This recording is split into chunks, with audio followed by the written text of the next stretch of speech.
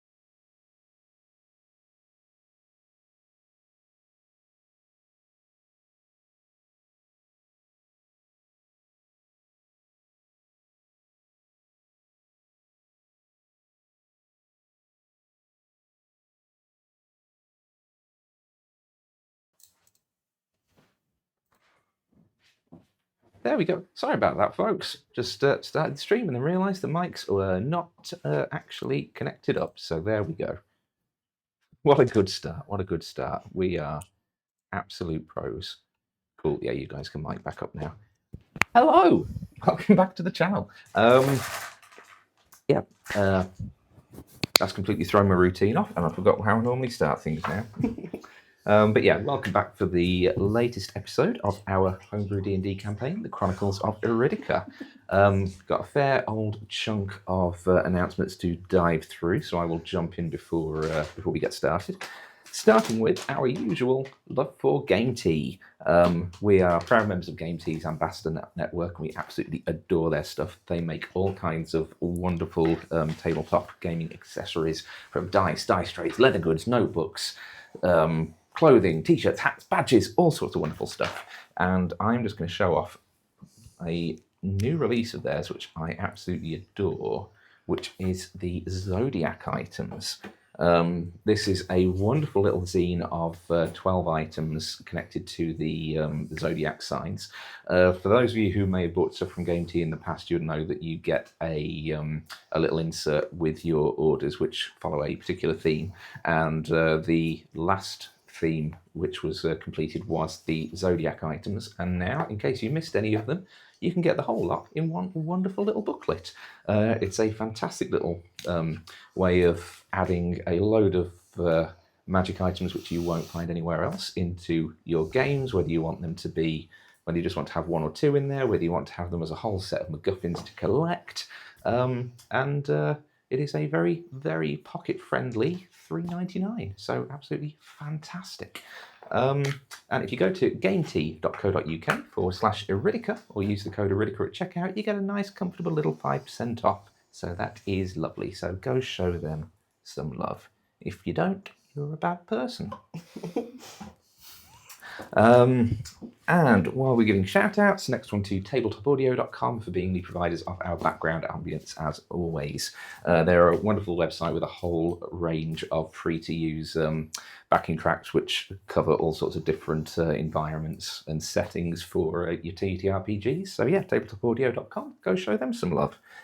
And final shout out of giving credit to people where it is absolutely due is a big thank you to Critical Kit for the Macbeth one-shot, which we have integrated into our game.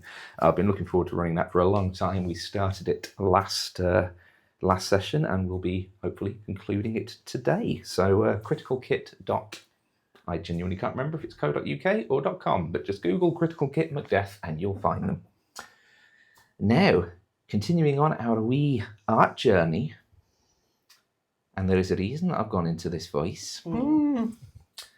Our latest one, we have got a second rendition of the lovely Nefestra. Again, going to the amazing Verbal Sarina from Instagram, and she has done this absolutely gorgeous rendition of my best girl Nefestra. First character who's had the double treatment of getting Kive done in Kive art style and now Verbal Serenas. I absolutely love everything about it, from the crackle of lightning from her fingers, the elemental side of things as she's like literally pulling apart a plant into its component parts, and it is absolutely wonderful. Go show her some love because we love her very much here. Boo, boo, boo, boo, boo, boo, boo. Now, very quickly, before I get onto my last couple of announcements, I believe Sarah has something. Has a present for AJ. Hold on. This is unexpected. This is what I'm left. Should I be frightened? I was left Probably. for 3 weeks unsupervised, needing Iridica content. Hunt's girl. I do have Hunt's girl energy. Do You know do, that? you do. Yeah, I absolutely love this rendition. Oh, look at the Yeah. But have you seen the little... possibly matrimonial leaf bangle. But also... Oh, it's clever. Look at that. Oh my gosh. So, Sickeningly talented. Those are the words that I'd use. Where did you get the glasses? I The have them spectacle. already. The little disguise kit does open and there are extra glasses inside, but you have to unbuckle it to do, so I don't recommend doing that just yet. That is absolutely wonderful. Thank you so, so much. Nice. I love them. Aww. Hey. Not quite right, but Hug me at the break. Hug me at the break. later. Well, my official mascot is going there. And now that we have left field in pony form, left field cannot die because pony form is the ultimate plot armour. I've heard that. I mean, everybody else except for Sparrow is now in pony form. I'm working on it. Oh dear. I'm working on it. That is concerning. Oh God. And heading back to the announcements. You do have backup character, right? I do. So this, as those of you who have actually kept up to date with our schedule will be aware, this is a slightly out of schedule stream to make up for missing last week's one. So we will be streaming again next Saturday, and then we are finally back to normal, and then we'll be back to our every 2 weeks. And also next week, it is our 1 year anniversary of streaming our campaign. Mm-hmm. It's not the 1 year anniversary of the channel, because I used to stream games on here many moons back. But yeah, 1 year since we started streaming Iridica to all of you guys, and we appreciate everyone who's watched up until this point. And as a sign of appreciation, our little Teespring store, there's not a great deal in it, but we're proud of what we've got. And for the entire month of September, you can get 10% off anything in our store with the code THRIFTY. So, THRIFTY for 10% off. Just triggering us before the game even begins, Rob. And of course, if you enjoy the shenanigans and you want to keep up, please like, follow, subscribe, delete as appropriate. It all helps the channel and it makes us feel all warm and fuzzy inside. Now, all of that said and done. Last session. So, in the midst of a tense face-off between Sparrow and the now revealed left field of the Iron Bastion, the latter challenged Nephestra to a duel in mortal form, which the former quickly forfeited by intervening before it could begin. Taking her leave, the Archfey departed, leaving left field to begin concocting some antidotes to the poison, all of theirs having been destroyed by Sparrow's Thunderwave spell. While able to complete the antidote, it proved to be too late, as one by one the crew succumbed to the toxin. You killed the crew. No, Making her Thank return, you. Nephestra declared it was time to call in Sparrow's outstanding favour, while binding Leftfield's fate to her and Erebus by way of a wish spell, in retribution for trying to take something which belonged to me. With the lives of the crew now in Nephestra's possession as per her deal with Leftfield, the Archfey assured their restoration before Sparrow, Erebus and Leftfield returned. The new unlikely group found themselves suddenly in a forest clearing, seemingly within the Feywild, where a stage production of Willard Rattlesword's Macbeth was shortly to begin, and the group, apparently, the players involved. Requiring a fourth actor, Nephestra summoned forth the half-drow shopkeeper Sasha, now an enthusiastic warlock of the Storm Mother herself. After the arrival of the audience, the Queen of Air and Darkness of the Winter Court and her entourage, upon one of whom Sparrow was tasked with concealing a bronze acorn, the play began. With the lead actor, the famed Penrod Pepin, failing to take the stage upon his cue, the party discovered him dead in his trailer, a victim of poisoning. With the Queen of Air and Darkness seemingly unconcerned about the death of a mortal and more concerned with the contractually promised entertainment, she tasked the party with an investigation of the murder and a show trial, assuring them that they would not leave the Whimsel Grove until she was entertained. Oh, God. With a limited list of suspects and motives swirling freely around the troupe, we rejoin the party as they continue their investigation. So, to give you all a quick recap as to who you have questioned so far and everyone's whereabouts. So, you are all currently in the actor's tent. In there, the playwright Willard Rattlesword is present, along with Maximo Hackett, the owner of the troupe. Willard, you haven't spoken to a great deal so far. Maximo, you have learnt that he had been stealing wine from Penrod's personal cask. So when he found out about Penrod being poisoned, he went into a bit of a panicking spiral. You've also learned that his son, Ned, is, or was, Penrod's understudy. So it was perhaps possible motivation for him to bump off the lead actor in order to elevate his son. Also within the actor's trailer is the resident bard, Lyra, a half-elf, full elf. Upon questioning her while using Left Field's Detect Thoughts, you did pick up at least recognition of the desert flower, which was the poison used to kill Mr. Pepin. However, she did insist that the only reason she knew about it was because she was from the Obsidian Isles, where it is a very prominently growing plant.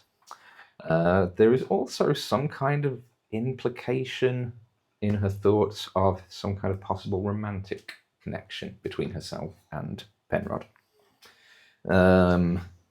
Penrod himself, his body is still lying in his trailer in the corner of the grove. Ned Hackett, who you had a brief conversation with, is currently over by the tree line. And he is...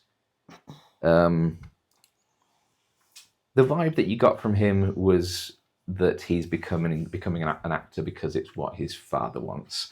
And while obviously the death of Penrod will elevate him to lead actor status, he didn't seem like the lead actor type. It's not to rule him out, but throwing a little doubt on his possible motivation. You still have left to question the dwarven set builder Joldor, who you've spied by the entrance of his workshop, and the set runner Hadda. Sorry. She gave him his wine that day. Yes, and she is currently in Joldor's workshop as well. So,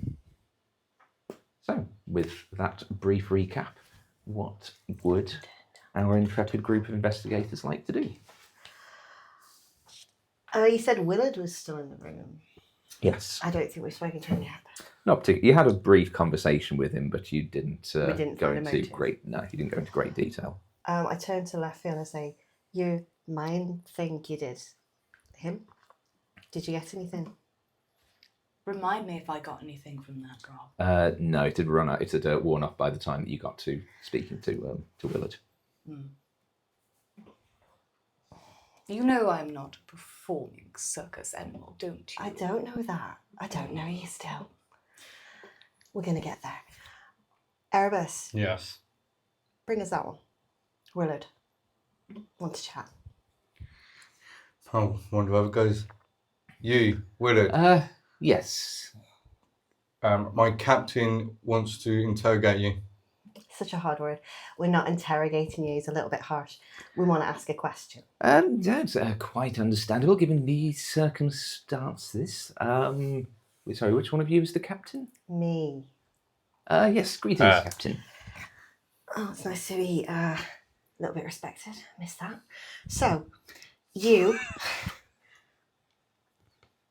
Now, how well did you know him, Penrod? Did he piss you off by any chance recently? Oh, well, I mean, tolerably well. I mean, you can't help but to get to know one's lead actor. Is it really? Because I thought they were a little bit reclusive sometimes.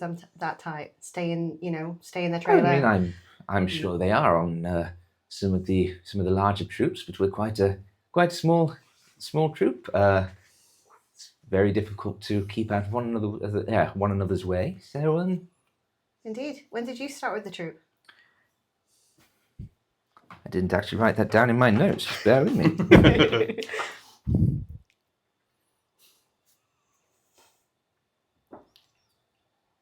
Yes, I mean, I'm the co-founder of the troop. Myself and Maximo began This is the a bit of a the coup endeavor. for you then.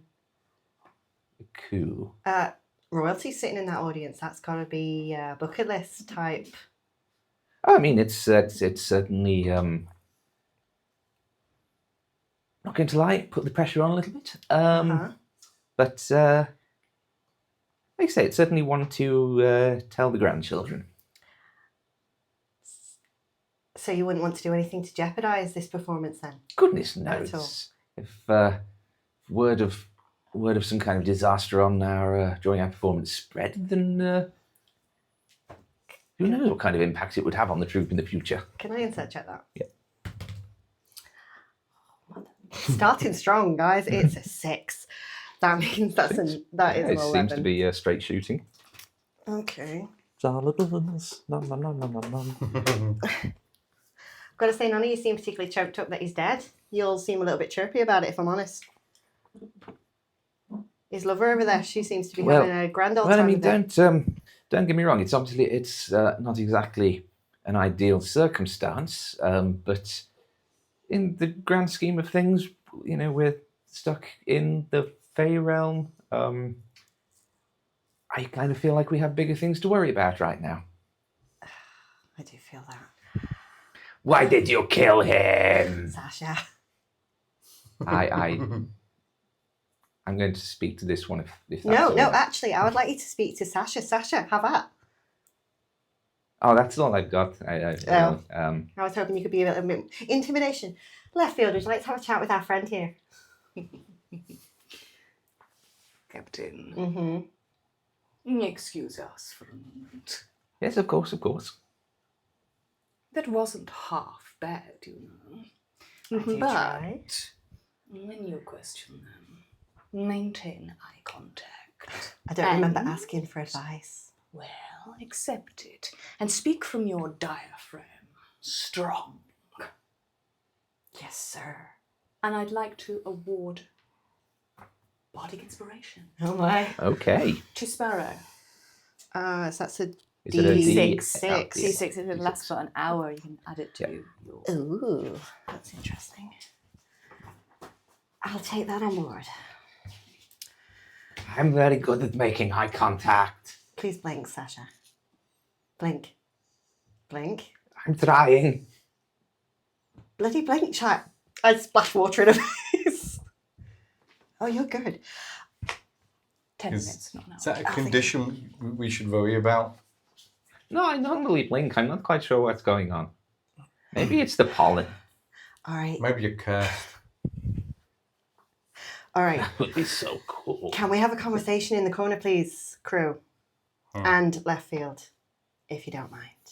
What about me? Sasha, you're honorary part of the crew. Oh my goodness. We still Crew recruit- and left field, please We come still over here. recruiting. Just fucking follow me into the corner, please. All right. We need to shortlist this. We've got no time. We need to figure this out. We have a lover in the corner, perhaps jilted. Do we have a perhaps- ship's cat?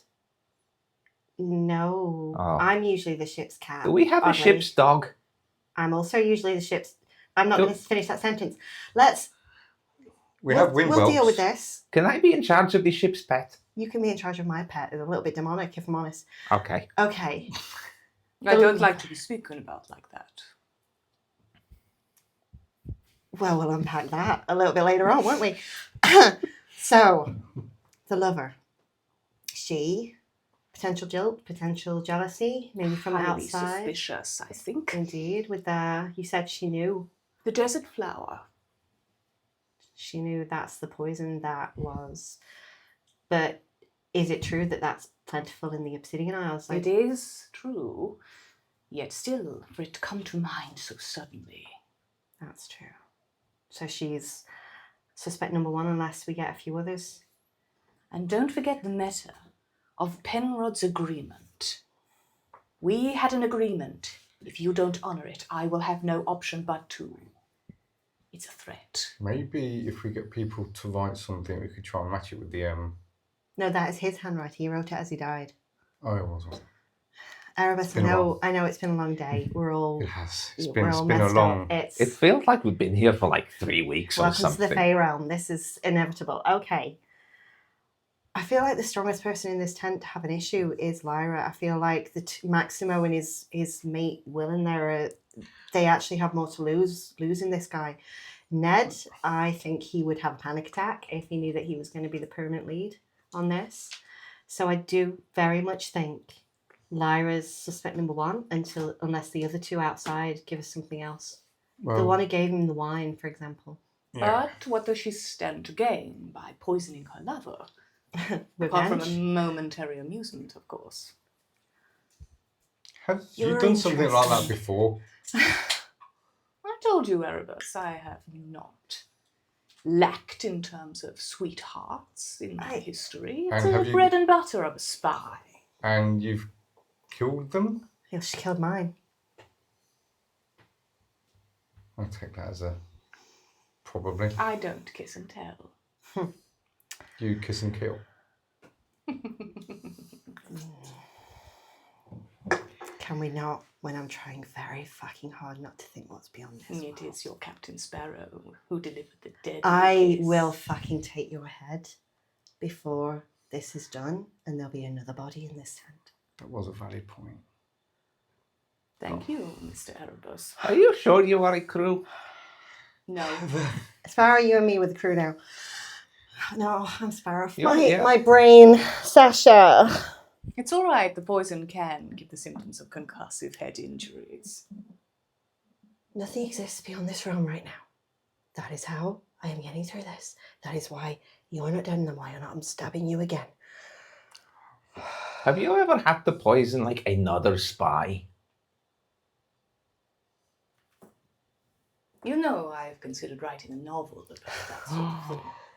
Oh, what about if like one of the spies had to murder another spy, and then there was like a third spy who had to try and intervene, but then the first spy I'd falls in leave love with and the I'd go second outside. spy, but the second spy is actually in love with the third spy, and then it can be called like the spy who loved me. Flynn's got a book like that. It's called Spy of My Heart. No, it's Contract to the Heart, I think it Oh, was. no, that was the Oh, Oh, Assassins. that was Assassins. Oh, that was I read that Assassins. one. We're You leaving. did? Oh, I've not finished it. Is it good? Oh, sorry. Or from the Iron Bastion with love. Oh my. I am going to die Or here. Iron Bastion Raker. I'm going to die Do you have here. gardens in the Iron Bastion? No. Maximo, you said head us Unsurprisingly. outside. But we do Oh, manufacture rigs. that would make sense. We're in a murder investigation. Lyra, our main suspect. Now it's time to interrogate the others. I thought the runner might be the main suspect. We've because- questioned everyone in this tent. They have looked into the brain of everyone in this tent, which, by the way, again, I owe you for that. I am not going to let that lie. All of us, we need to go outside. There are the two others we need to question. Then we need to put this thing together so we can get the fuck out of here. However, I have a thought. Who did? I had one of those once. Don't hurt yourself, Sasha. What if we're looking among the troop when it's someone in the audience?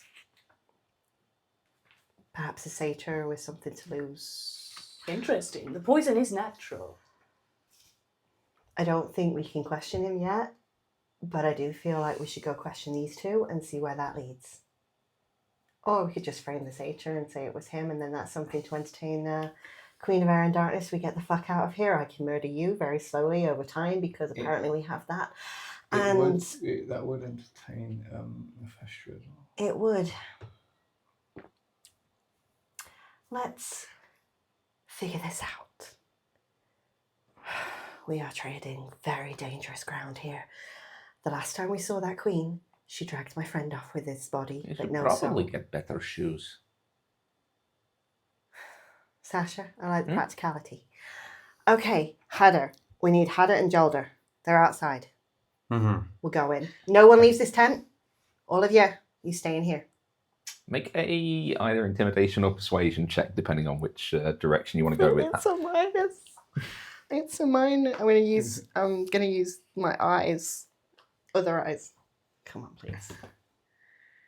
What is that? You can add your d6. Do I want to add my d6? You can add your d6 to any d20. Yeah, let's do it. That would be a 6. Why did I roll that again? So that's a 12 plus a 6. That is an 18. Minus 1 is a 17. Not bad, though. Sparrow is in a rage. I suppose it's not like we got anywhere else we can go, is it? So, right, fair enough. Holy shit, it worked. All right, outside. Let's go. Did I tell you about breathing from the diaphragm? Projecting one's voice. All right, fine. I'll take advice. That was really effective. Okay. By the way, you Hello. said that you had a thought.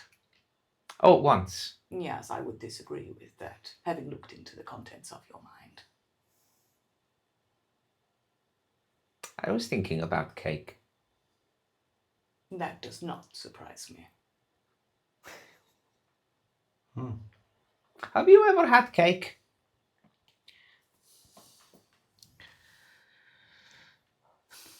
No. No. What kind of life do you live on that? We are investigating a murder, aren't we? Queens usually have royal people with them who make cakes and stuff. I'm going to go and see if she's got any. No, Sasha, no. No, Sasha, please stick with us, honey. That Okay. person out there is very dangerous. They will murder you for fun. I'm a powerful warlock. You are, but you're a powerful warlock of one of the archfey that last time I saw them, they beat the living shit out of each other. So maybe no. You're a warlock on the opposite side. That So isn't a you good don't thing. think she would give me any cake? I think she would turn you into She cake, would- sweetheart. Yeah, she would give you death. She will cut you into a million pieces and feed you to us. I suppose there are worse ways to go. Oh, well. But there's better. Okay. I look around for this dwarf and this. Oh, what was Hadder? Hadda is a human. And okay, which one do we see? Well, you have previously seen Jaldor's trailer down on the south side of the camp. It was, yeah. Is where you've been told Hadda is, and you have seen Jaldor sort of sat outside on the steps, sort of smoking his pipe. Why would she be in someone else's trailer? It's not like we've got a show for her to be running from. You distract them. I'll have a look around the trailer. Oddly enough, I'm willing to let you do that. Oh, Jolder, a word. Yes, if there's something I can do for you. You There approach, is. you see this short dwarvish man, sort of light brown skin, completely shaved bald head, quite neatly sort of tailored dark red goatee, and he's just there in kind of fairly brain word, not particularly ostentatious garb, very kind of plain, simple working man's clothes. He's got a sort of leather belt of tools, like woodworking tools around his waist, and yeah, he's just there on his pipe. Sasha, how about you make him feel welcome for a moment? You follow left. Yes. Thank you. So, your friend. Sorry for your loss, I suppose, to begin with. Penrod. He is no loss to this company. Really? You didn't like him then? He was a very fine actor, that is for certain, but he caused difficulties. Oh, really? How so? He was an asshole. Well, see, this is what I was trying to get at with your friends. None of them seem to be forthcoming about his faults. They were calling his praises quite a lot. So what about him didn't you particularly like? There's many ways to be an arsehole, I know it myself. I do not like the way he treats Hadda. Oh, really? She is a good, hardworking young lady. She is the troops runner. She is not his personal whipping girl. I see. So he Yeah. was. I mean, don't get me wrong. He's not was not rather particularly cruel to her at all. But he is certainly he shows very little Respect. appreciation Ah, for the hard work that she does. I see. That is a very specific kind of arsehole. So, He had an ego. Let's just put it that way. familiar with that myself. So, did everyone have this view or just yourself? Everyone else seems to be singing his praises. No one else seems to have a problem with him. I know that he and Monsieur Hackett had been having some quite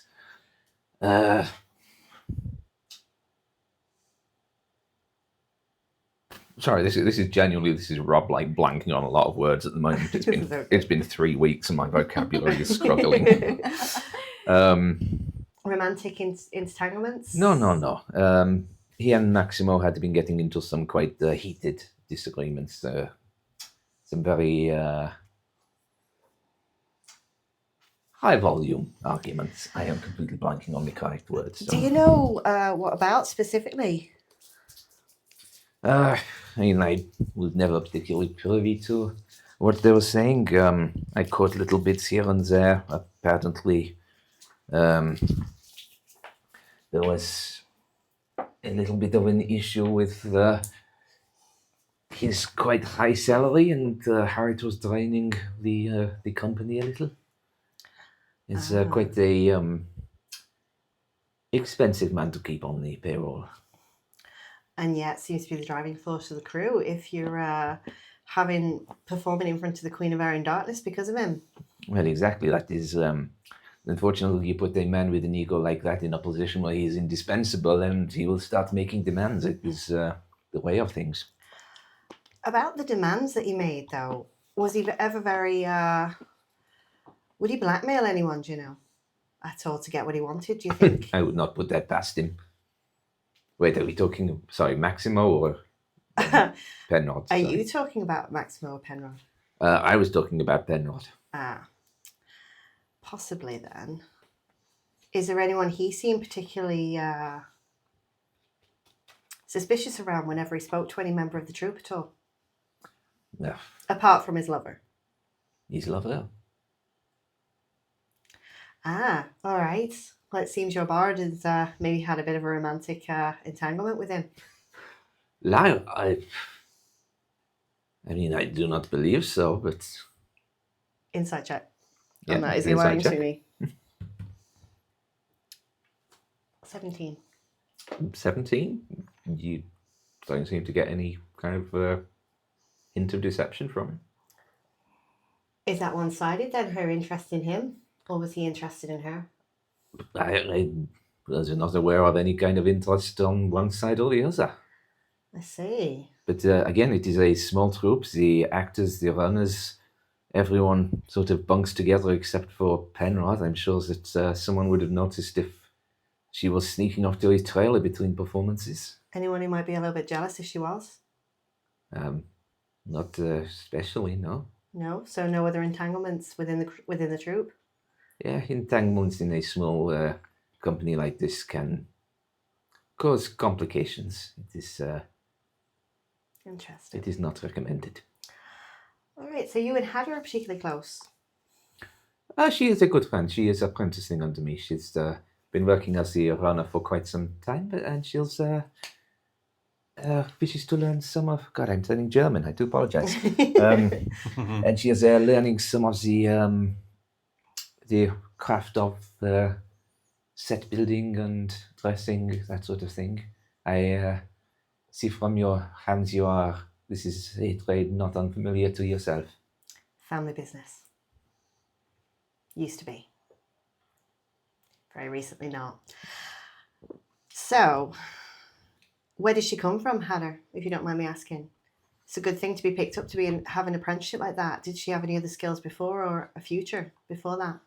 She was a orphan. As far as I am aware, she was picked up after by Willard after she snuck into one of his performances, and he offered her a job as a runner in exchange for food and lodging. Ah, interesting. So this is something she'd be a bit desperate to keep. Well, it is certainly her the only work she has ever known, as far as I'm aware. Thank you for that. You are quite welcome. I'll leave you be, undisturbed. We'd prefer it if you stay close. Perhaps even go back into the big tent with the others, if you don't mind, while we continue our investigation. I need to find my colleagues. If it is all the same to you, I will stay by my... As long as we keep eyes on you, I don't mind. Sasha, a word. Okay, bye. Bye. Sasha, does it sound Hello. to you that perhaps someone like Hadda maybe had a past that she was trying to hide? At the past. I see what you did there. I did not, but okay. Do you not think that maybe Had a Penrod past. maybe Penrod found Because something Habit out? is her first name. Oh, so- I'm talking to the wrong fucking person, aren't I? Where the fuck is Erebus? So we're having a look around the Would I make myself aware? Myself you aware of my presence? I don't know. No, not straight away. Can I stealth? So you guys are going into the Yeah. Joldor's workshop. I want to stay hidden first. for Okay. now. I mean, it's a workshop about the size of this room. There's Oh, okay. Yeah, that's fine then. yeah. There's nowhere That's to fine be then. stealthing in, sneaking around. That's yeah. No, that's fine. But yeah, you heading inside. It's it's a kind of horse-drawn caravan, just shelves lined with neatly stored tools, racks of wood. At the far end, there's like a rolled-up bedroll that's kind of put in the corner, which people presumably just lies out just down the centre of the trailer to sleep. At the one of the workbenches, Hadder is sort of there. You see this young woman, probably like 15, 16 years old, quite sort of short, stocky built, kind of short curly bob of dark hair, and she's just. It looks like she's kind of got a one of the tools from the rack on the wall, and just what looks like a bit of scrap wood, and just seems to be sort of stressed out whittling. Doesn't even seem to be particularly making anything. It just seems to be sort of almost like a stimming thing of just having something to do with her hands. So she looks nervous. Yeah. Can I have a quick inspection of the room to detect any overt signs of desert flower being ground here? Okay, yeah, make an investigation check. Picked, stored.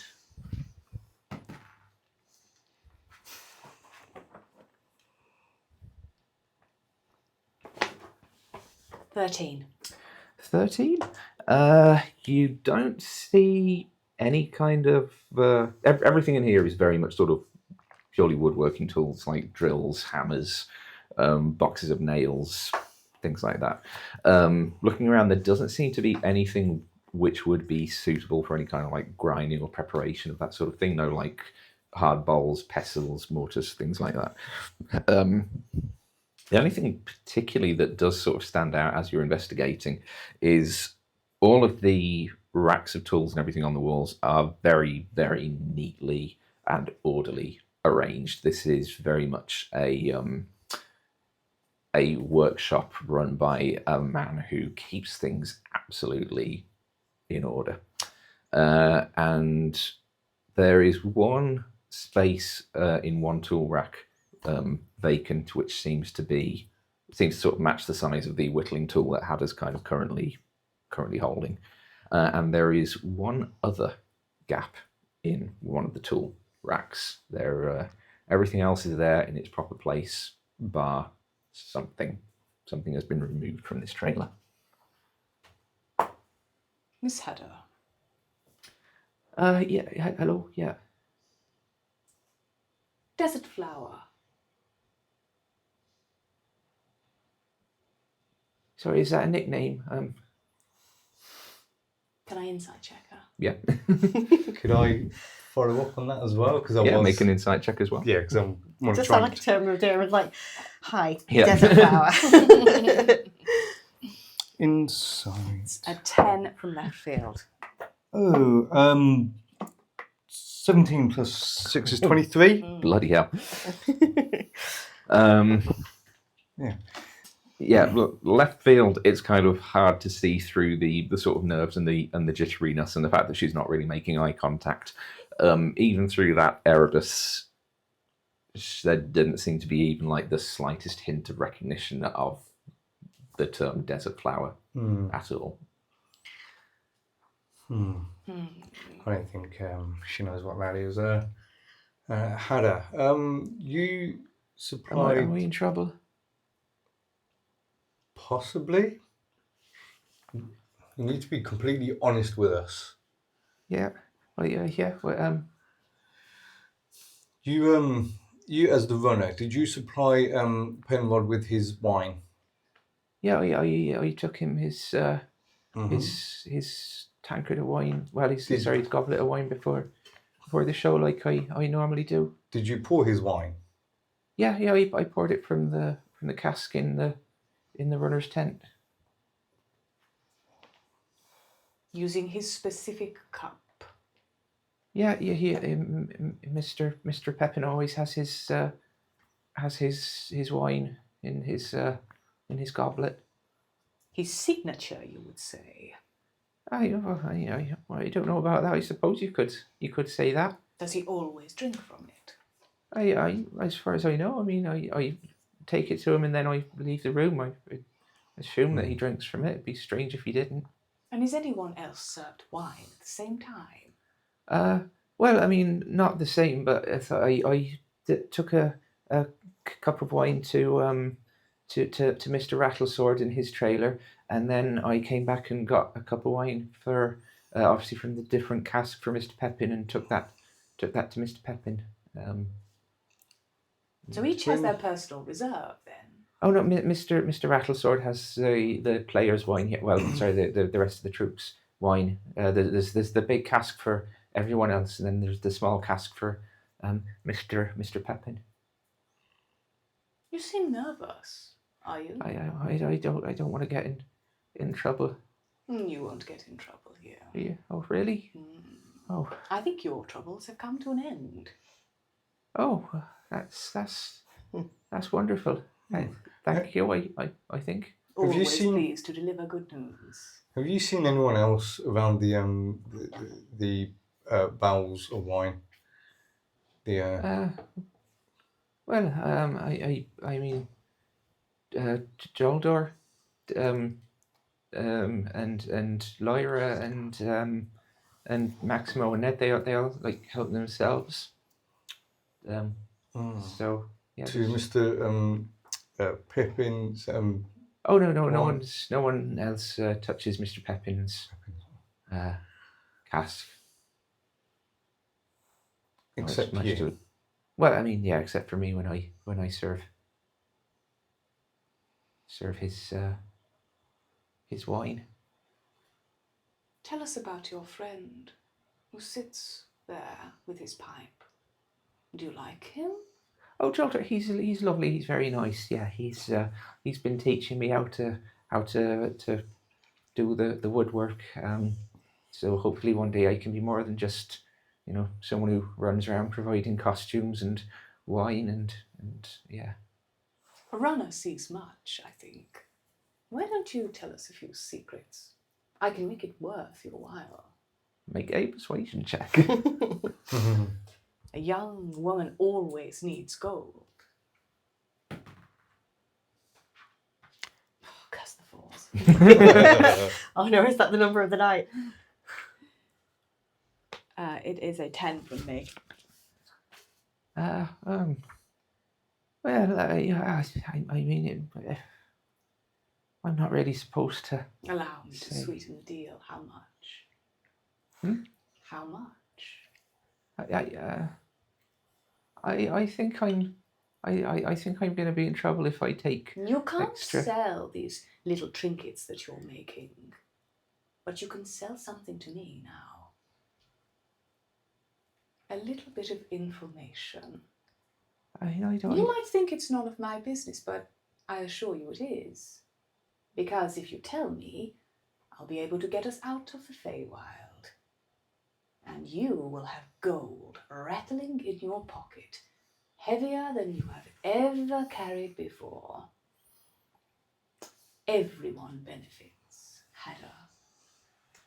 Make another persuasion check. This time at disadvantage because you've already had one failed. So. Which dice? Which dice? It's a Oh, good no. Of course it is. It is now an 11. Right.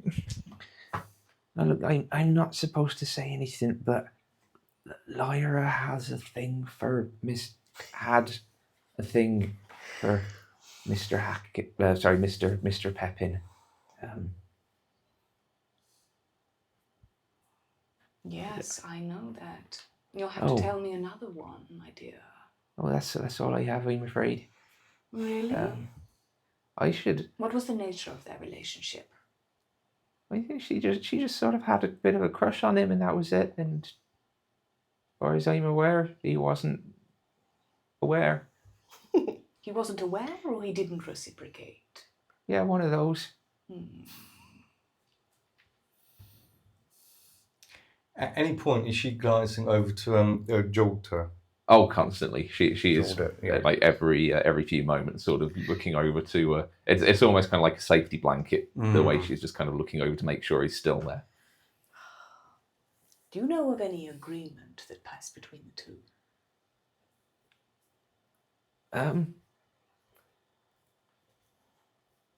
Well, I know she composes most of the music for the plays. I think he had some input on something that he thought should be composed or something. I think that's about, I don't know, sort of creative different. I know I'm not a creative type. I don't really understand these things. At what point do I start to make my way over? I say it's sort of getting to that point. Mm-hmm. Well, Hadder, you've made yourself very useful. And I'm thus glad. you will be rewarded. And I offer her 10 gold pieces. You just see her eyes just like widen. Oh, well. If you think of anything else, then I want you to let me know at once. Okay. Thank you. There is something else, isn't there? No. Are you quite sure? Yep. Very sure. And this is the only place where sets and furniture is made. Well, I mean, the larger stuff we have to build, like outside the trailer, but it's all in the vicinity of the trailer, yeah. Ah, my captain. Hadder, Yeah, nice to meet you. yeah. How are you getting on with the woodworking, lass? Your friend here is scary. Oh yeah, that's the point. See your hands? That callus just under your thumb. That's going to cause you trouble, lass. Bind that. Next time you use it, Oh, right. it's going to come off. It's going to hurt like fuck. So bind that off. Ease off a little bit on your left hand. Okay. Okay? You're holding the wood too tight. Just relax a bit. Okay? Right. You done this before? I have done this many times before. All right. That's nice. Uh, Woodworking's nice. It is. I looked to the two of you. I'm like, I'm just gonna take them away for a moment, but we might have another conversation in a little while, lass. Sparrow Verindra, by the way. Had a cinderwood. Nice. Oh, the name suits. You found your vocation here. Well, I hope so. He treats you well. Who? Dolder. Oh, yes, very much so. Everyone else treat you well. Yeah, more or less. Apart from Penrod. No, Penrod treats me fine. Apparently, That's fine. your master was telling me that he makes you run ragged and don't thank you. Oh, he's not supposed to tell her. Do you feel bullied, sweetheart? Is that the problem? No. It's fine. It's fine. He expects a lot. That's all. He's the lead actor. It's No, fine. lass. No one. He no was one. the lead actor. No Sorry. one has the right to disrespect you, lass. No one. I mean that. You hold your head up high. You've got skills. You're building it up. Never let them tear you down. You have no one to prove anything to. Did you kill him? Erebus!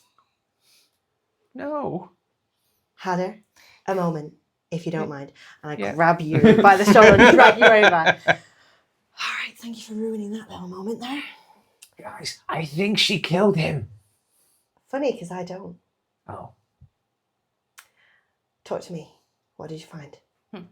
She There's seems one nervous. tool missing in an otherwise perfect workshop. That's interesting. Can I glance to where, like, if you point that out, can I glance to where it is and do I recognise what tool it might have been as a woodworker? Yeah, make a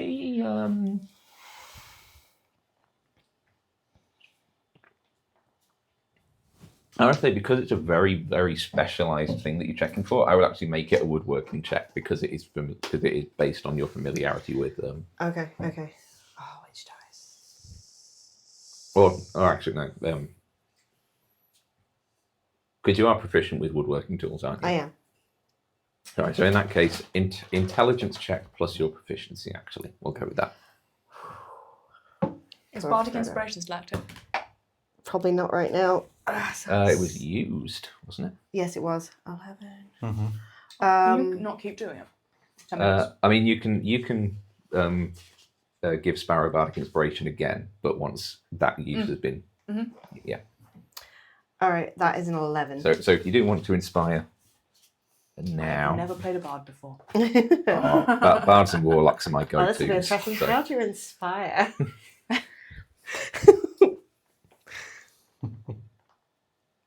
You don't have to. It's fine. What are you doing currently? Me, I am staring at the wall, trying to remember a childhood. Staring at the gap in the tool rack, trying to Yeah. figure out what was there. Yeah. I'll just have him by the scruff of the neck because he's a fucking idiot. I see you're interested in those tools, my captain. Very familiar. You know, if we get out of this alive, I'm sure I have an extra pair of white gloves that you can borrow to hide all of those ugly marks. Hide. There is no Mara pride. The sword. The saw. The chisel. That's my life. That is nothing to hide from. Really? Indeed. Then why did you become an aviator and not Oh, a no. woodworker? Because I'm shit at it compared to my family. I'm sure you're not that. You don't know me. Perhaps better than you realise. I'm getting to know you. You can't be good at more than just one thing, you know. Really, Mr. Erebus? And what are you good at? Not assassinating, that is certainly true. Because I'm still standing here, aren't I? It's because I've let you stand there. Oh, the assassin on a budget.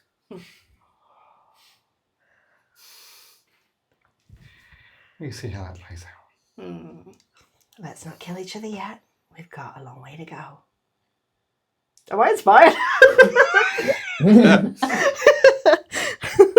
All right. So it was an Secretly 11. really, really wanting those white gloves, right? They kiss.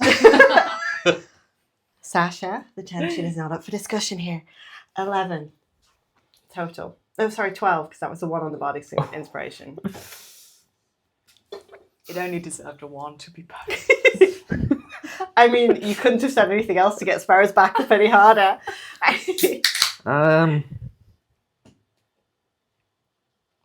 I'd say with a 12, it's not enough to be able to figure out exactly what it is that's missing. Still disappointing me, Dad. All right. So, what did she tell you? Well, she prepared the glass of wine from the actor's personal reserve. It was not shared in his usual cup, nothing we did not know. But then she did mention that Penrod and Lyra were entangled somehow. Lyra's affection was apparently not returned. I've heard the same. She is nervous and she keeps looking to Jordan. That is what I'm concerned about. We found wood chips in that goblet. That means 2 people involved in this. The lass, I don't think she killed him.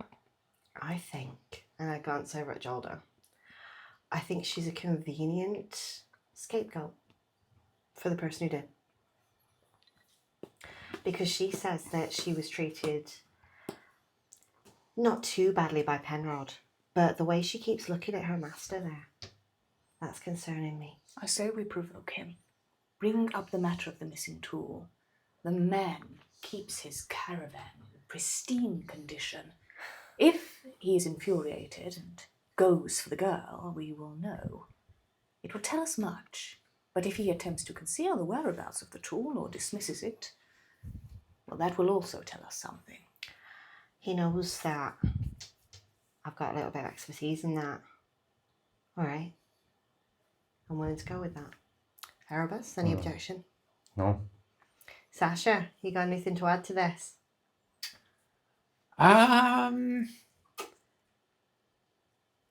I think they all did it. That is also always a possibility. Thank you for your input, lass. Okay. What if I did it? Also, something I'm not actually going Because to if rule all out. of us did it, if everyone did it, that would include me. Do you know what? And also you. Did you do it? Do you know what, What Fey if it was Realm? most of us?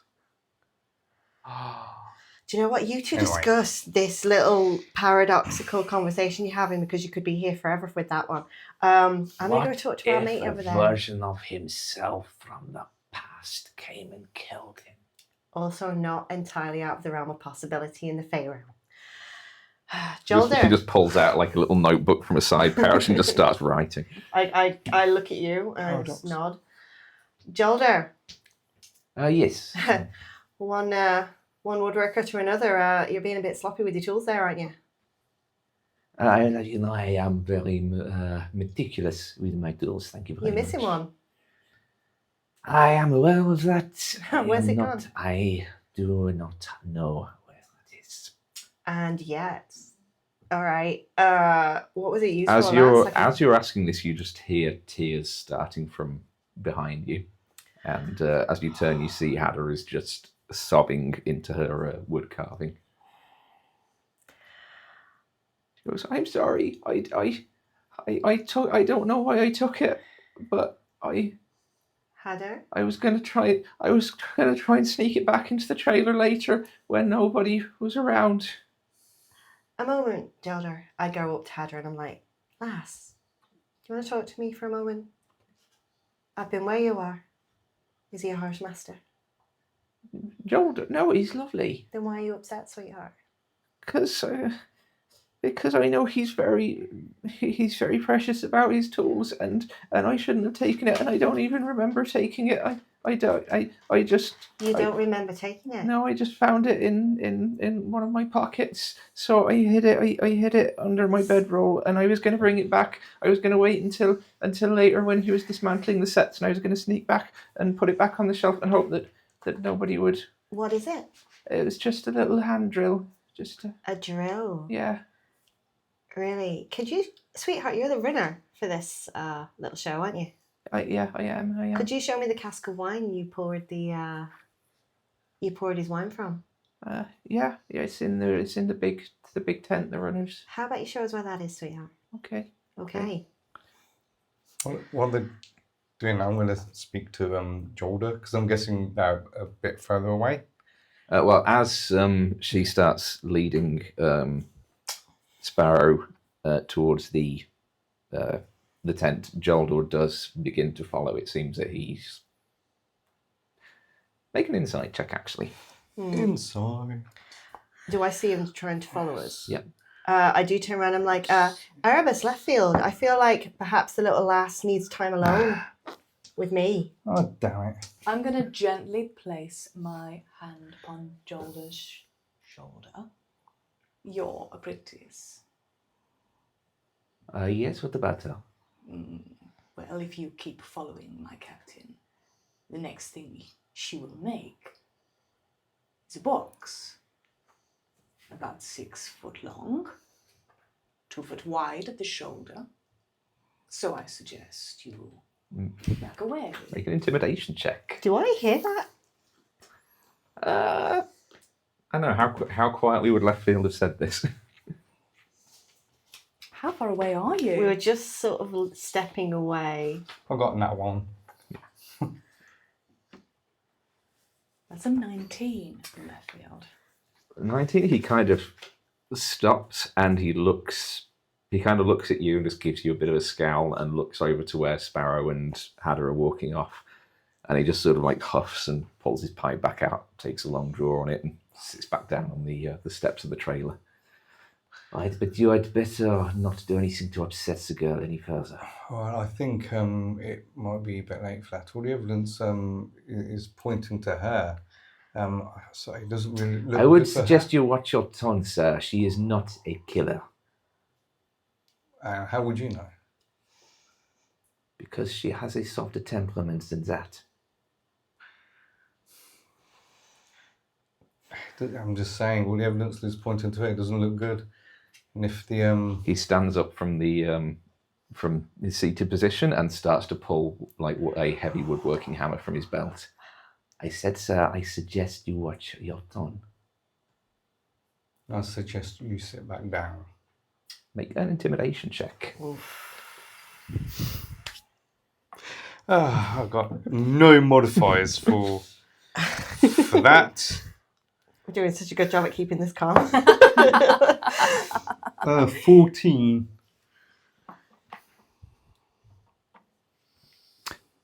He doesn't sit back down, but he does sort of let the hammer slide back into its position on his belt. No, good enough.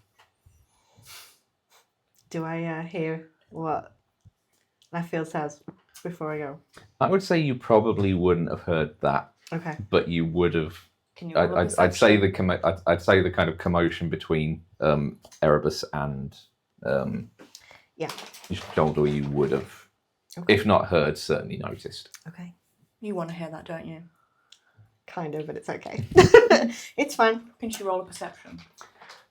It's okay if with the not. fact that they walked several feet away before Joldor started, and then Leftfield said it quite quietly to Joldor. Mm-hmm. That for me, it's too quiet and too far away to even be a perception I know, check. it's okay. I wasn't going to react to it. It's just I'm making a list of things. Sweetheart, you say you don't remember this. Show me what you did. Take me to the cask of wine, and afterwards we're going to have a look at that drill. All right, you're not in trouble? Tell me yeah. honest. Your master there. He treat you right. Honestly. I don't know why you have to keep telling you this. He's lovely. Because I've met people that are not, sweetheart. All right, but Joldor is not one of them. Does he treat you right then? Yeah, he's wonderful. Are you happy? I am. So why the tears? Was it because you might upset him? Yeah. You see, Not through fear of what he's you might do. No, he's very particular about his tools, and As a good word worker should be. everyone knows you don't mess with Joldor's tools, so I don't know why I did what he did. You know the truth rather well then. Is there anyone who knows magics?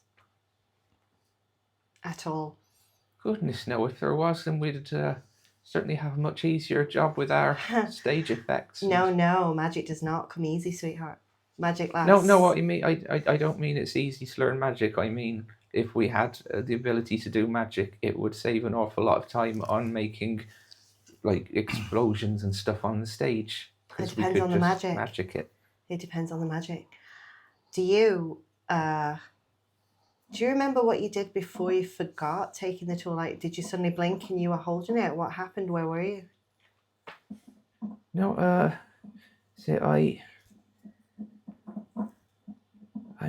noticed it when was it? When did I notice? I'll check my notes.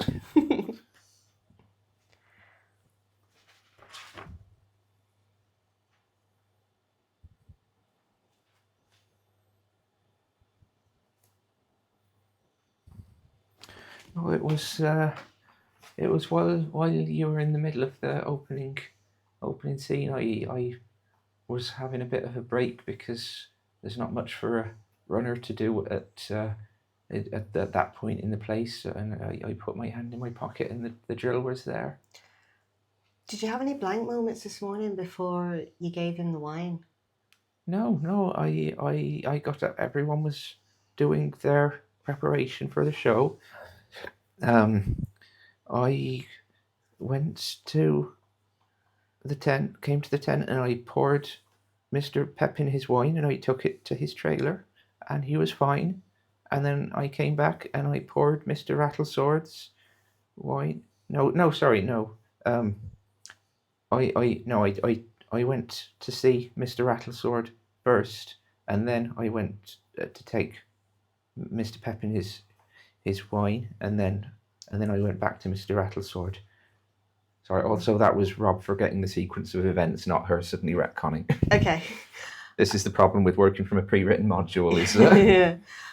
Show me the cask glass. Let's see if that drill has been used, shall we? You can show me your expertise. Yeah, she takes you into the runner's tent. It's the biggest tent on the site by far.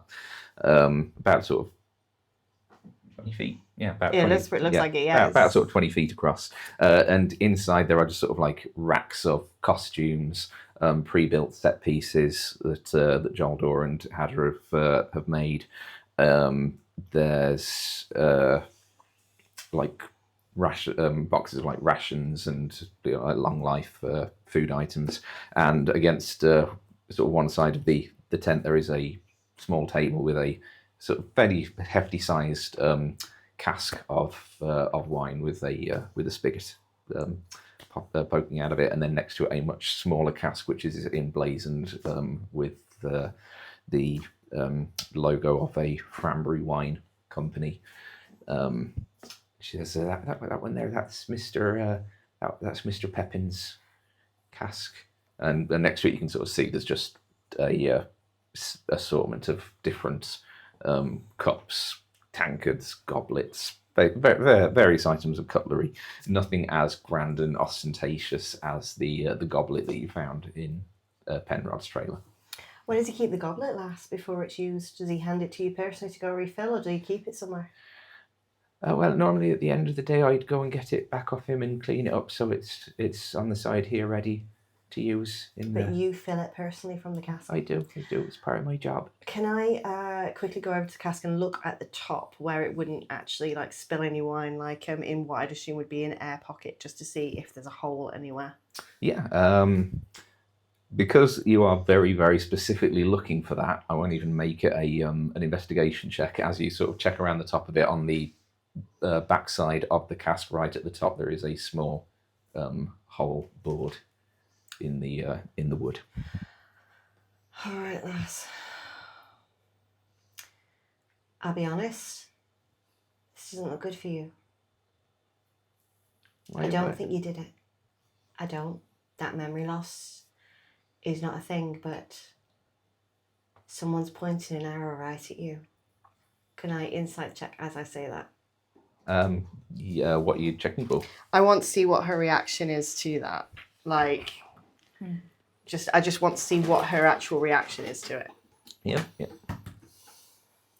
Ooh, that is a 23. Okay. Oh, sorry, 22. I mean, it wouldn't have been a particularly high DC anyway. She was already in a state of kind of clearly being quite distressed and quite nervous about everything that's going on, and she just starts trembling uncontrollably at that. I'm going to look after you. Okay. I don't believe you okay. did this. Someone's trying to set you up. It's not looking good. Do you know anyone in this camp apart from Penrod who doesn't like you? Or, and I think I still have this on me. I show her this mic. Do you know anyone he might have dealt with? Rattlesword, for example. You said you deliver his wine as well. Yeah, well, I usually visit him like first thing. He doesn't always. Mr. Pepin always starts his day with some wine. Mr. Rattlesword doesn't always, so I usually go to him first to ask him if he wants any wine. And Did he seem off today? Did he touch you a little bit longer? Touch you in a certain way? Show me on the doll where he touched you.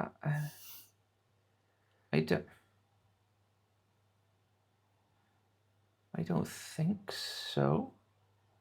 That's a face of confusion, sweetheart. What are you thinking? You don't remember seeing him, do you? Well, I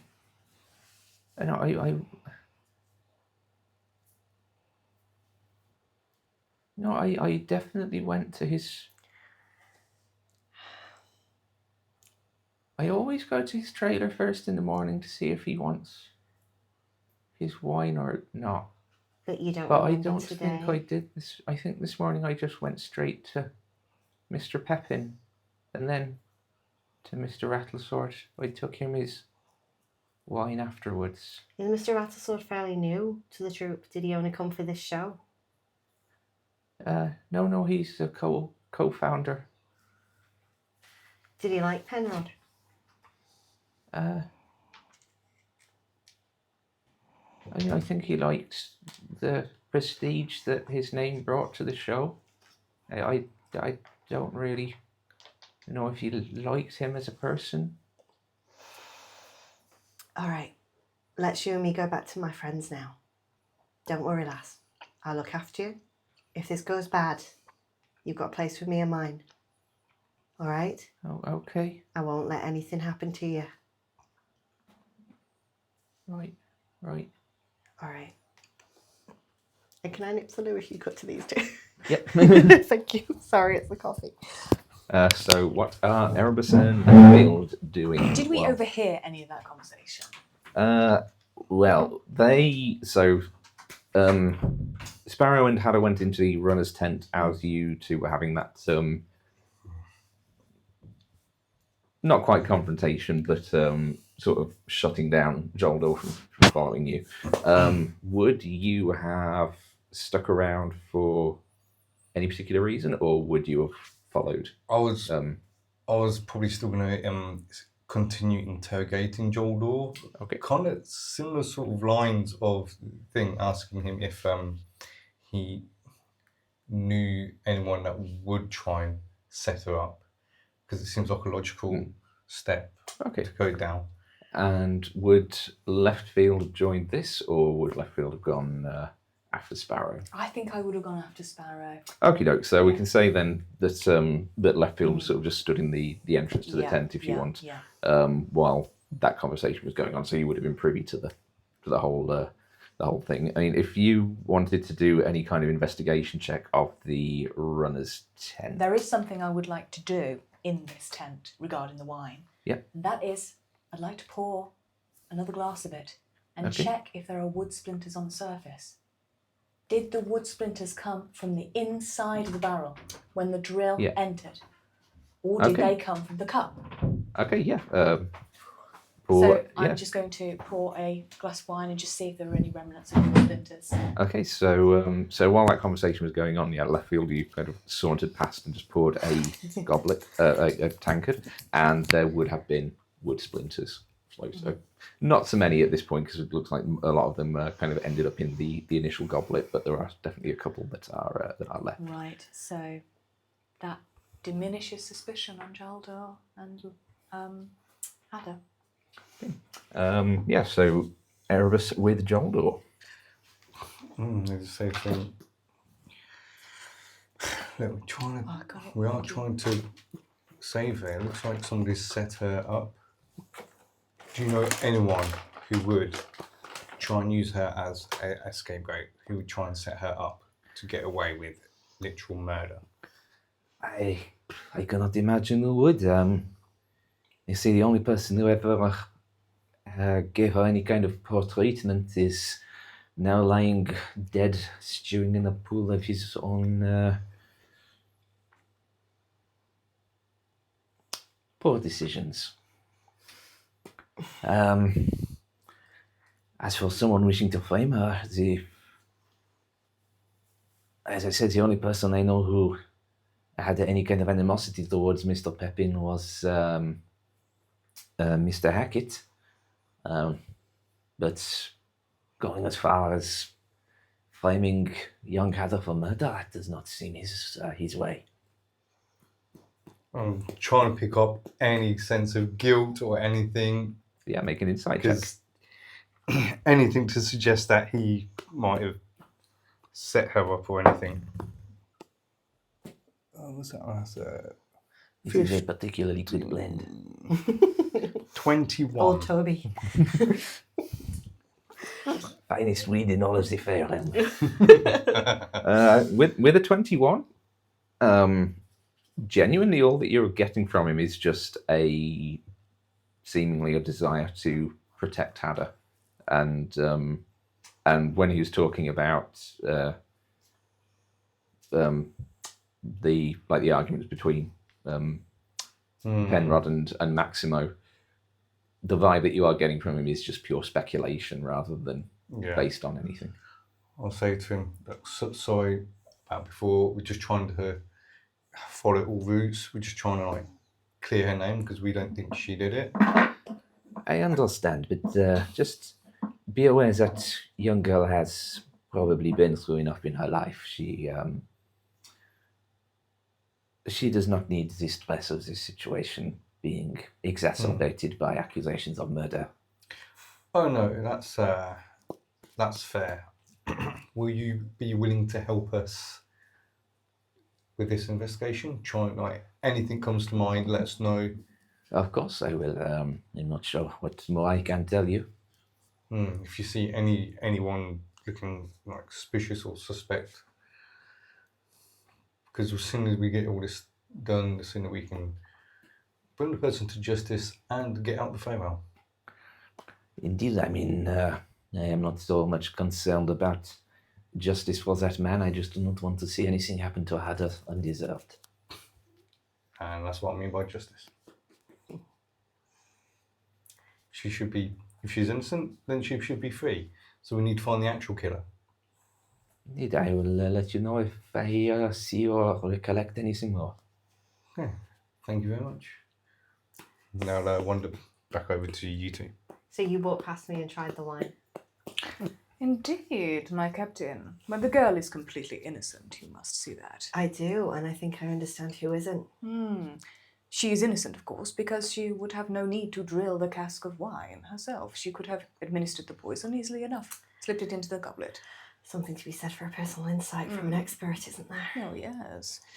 Whoever stole the drill, therefore, placed the poison in the cask.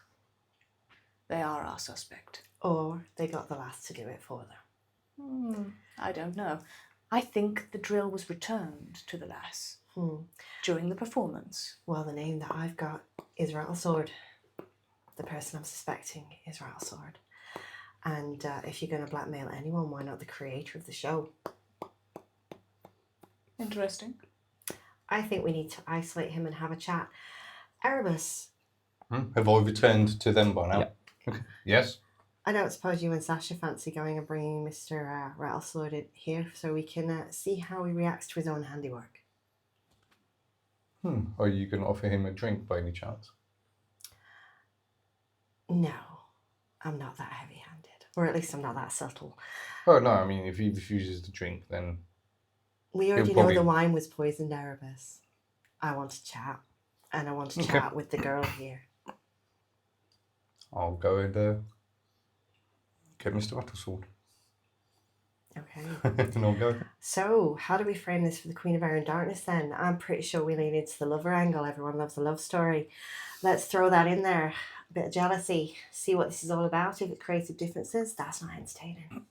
Are you quite certain, Captain, that you are correct?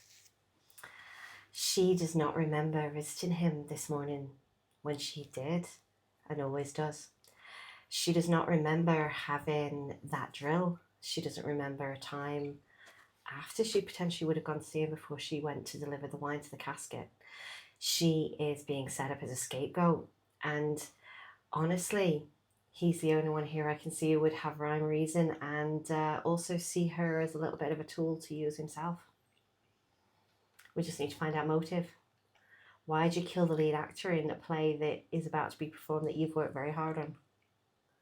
Very well, I still have my suspicions about Lyra, though. What if Willard and Penrod were both in love with the Queen of Air and Darkness?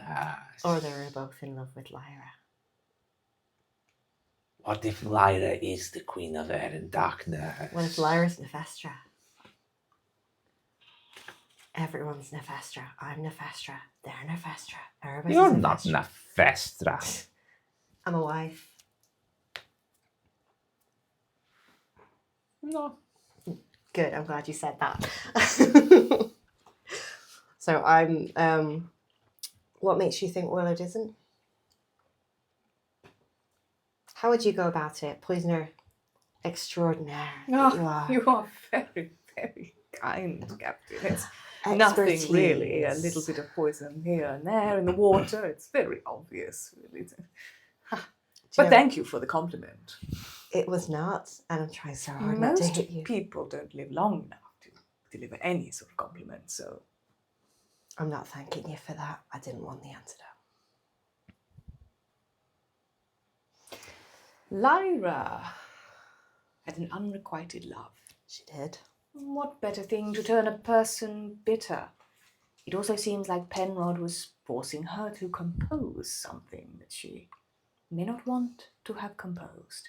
This could be the agreement of which Penrod wrote. No choice but. I will have no choice, no option but to. That's a threat. Someone was doing something they shouldn't. If we go down the thought pattern for Rattlesword, you're a famous playwright. What is the one thing that could ruin your career? Perhaps a rumour that you're not the one writing your plays. Interesting. Composing, you say. Mm. What if he's not the writer at all? Get him in here. I've already gone anyway. Mm-hmm. Yep. So while this is going on, you head back to the actor's tent where Willard seemed to just be sort of sat there with a notebook out and a quill, and is just sort of scrawling away in that. Maximo's kind of sat opposite, just kind of looking a bit sort of forlorn, sat on his bedroll. Lyra's sort of just sat in a different corner of the tent. Everyone's kind of just sat quite quietly, just waiting to see what happens. Yes, Mr. I don't believe I got your name, actually. Act number 1. Sure, Mr. Rattlesword, my captain would like to speak to you. Very well. Follow me. Right. Puts away his quill and his notebook and straightens himself up. I trust this whole debacle is going to be resolved quickly. I'm quite keen to be getting on with my newest works. Mm-hmm. Okay. They're over there in the runner's tent if you would like to lead the way. Yes, very well.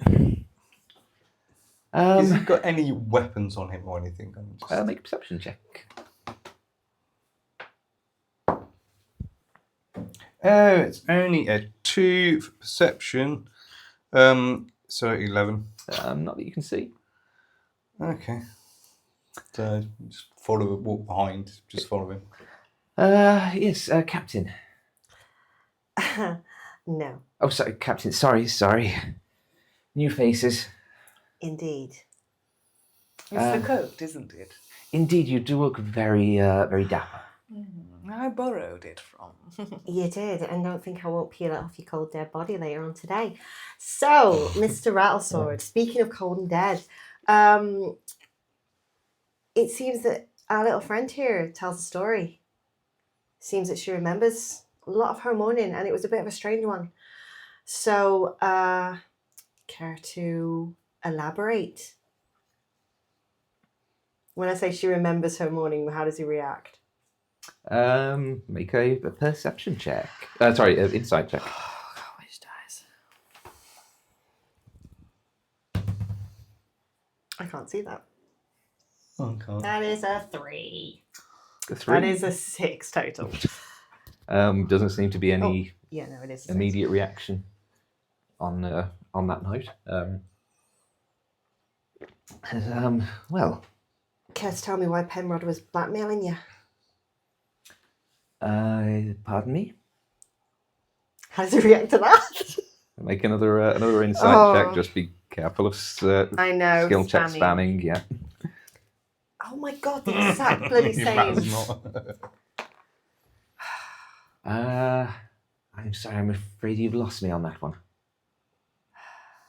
Clearly, my colleague here is perhaps better suited to this line of questioning than I am. Poisoner to poisoner. Yes, we think you're more rattlesnake than rattlesword. Oh, Oh, well done. that is very That good. is very good. I'm impressed with that. Pulls out his notebook and starts writing. Pretty good line, actually. That was actually very. I'm impressed. Actually. Do you have inspiration at the moment? Yes, you do. So otherwise, that would have absolutely been inspiration worthy. Double inspiration. No. Also, as far as I'm aware, everyone does have inspiration at the moment. I do Nope. not. Nope. No. Do you not? No. Oh, okay. I thought everybody did have No, it. so- we gave it up for. Oh, you did. We did. I can't remember. Sorry, There was a desperate moment. Because I thought everyone did have inspiration, I haven't been kind of paying attention to when to give out inspiration because I was like, oh, everyone's got it. So I will try and switch that part of my brain back on again. Sorry. Yes. Allow me to explain the situation from the very beginning, Mr. Rattlesword. You see, whoever stole Mr. Jaldor's drill and came here, opened the cask, and put in a small amount of the poisoned desert flower is the one responsible for Mr. Penrod's murder. Well, that is quite a turn of events. Who do you believe it was? Who do you imagine we believe it is, sir? Well, if somebody stole a tool from the workshop, I would imagine it would have been Joldor. No. Jaldor is a man who is meticulous in his habits. He would have replaced his own tool. Perhaps you have another suggestion, Mr. Rattlesword. Well, if not Joldor, then Don't he, say. he looks towards where Hadder's I stand in standing. front of her and I'm like, no. No, that doesn't make sense, Mr. Rattlesword. And you as a playwright understand logic, progression, a good story. You see, she cannot be guilty because she would have had no need to open the cask. She could have delivered the poison simply enough by slipping it into the goblet. We are That's quite a good narrowing point. down our list of suspects. Unless the poison itself was so potent it required diluting first in order to prevent the victim from detecting it prior to ingestion. Fantastic. Is that a thing? If he starts writing about dripping it in someone's ear, I swear to God. Any poison that is lethal enough to kill, even at that dilution, it won't matter after the first sip anyway, will it? So even if it was detected, if it had been more potent, then what would have been the consequence? Death anyway. Go on, Mr. Rattlesword. You're running out of options, I think. But of course, if it had a potent aroma to it, though, that would have perhaps overpowered the subtle sweetness of the cranberries, then that would certainly have caused dilution. Well, you may be right, but it didn't. It was desert flower, and the aromatics blended well enough with the wine. Now, allow me to explain what will happen next, sir. If a moment, Leffield. Excuse us. A potent poison that maybe required dilution, that's very dangerous if it killed after being so heavily diluted. Could it leave a mark on the person who had the poison? For example, exposing it to the air as you fed it into the wine. It may have had a corrosive action on the fingers, perhaps. Was anyone wearing gloves? Lyra, for example. Don't think I didn't notice. Was anybody wearing gloves? I mean, no. Mm-hmm. But while that was an extremely good deduction and absolutely worthy of because that was at no point accounted for in this, that wouldn't really be a giveaway one way or the other. Now, creators, what are you doing? However, that was bloody good. Thank you. Now listen to me, Mr. Rattlesword. What happens next is the following. There is a trial. You are accused of murder. You are condemned for murder. The fact that you may or may not be the murderer is irrelevant to us, is it not? Mm. We are here to entertain a fae, and that is what we intend to do. Well, what possible motivation would I have for killing my lead actor on the day of a performance, no less? Blackmail. What if you're not writing your own plays? Of course, I'm writing my own plays. Scandalous, if people believe the otherwise, though. I'm literally here writing notes as we're talking. Indeed, but who's the real creative mind behind all of your work? And what if someone found out, for example, that you were not writing your plays? You'd want to silence them. They'd want you to pay them. I'd have no option but to perhaps expose a fraud like yourself. Oh, this is nonsense. Is it? Of course it is. Wave your word on that. Well, I mean, yes, but it appears that my word is not really worth anything with you What people. I'm saying, and what my colleague here is saying, is that if we can't find the true murderer here and you're not it, we have no reason to stay around. I've got business on my ship. I don't want to be here. They don't want to be here. Life and death is waiting for us on the other side of this. And frankly, I'm sick of fucking waiting. You say that the young lady has some kind of memory issues. I am not a mage. Well, how? Lyra, bards have power. Does she have power? No, she just plays an instrument. That is power. My brother is a bard, for example. He just plays a violin. I've seen him Yes, I am aware of those who practice the bardic arcane rites. Not every bard is a magical bard. Do not condescend to me. Well, you're the one who's saying that everyone who picks up a violin is a wizard somehow. I am asking you questions.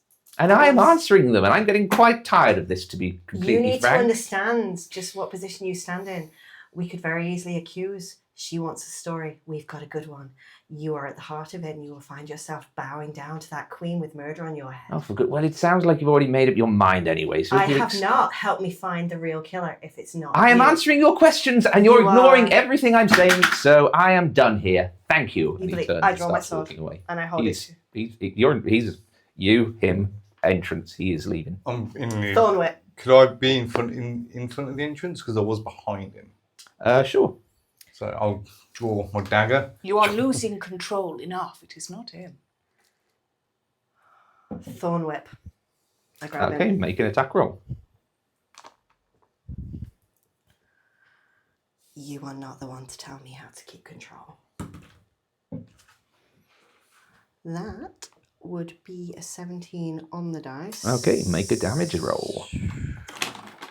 It kills him outright. It's fine. It's not like I've killed people like this before. Oh. 5. Okay.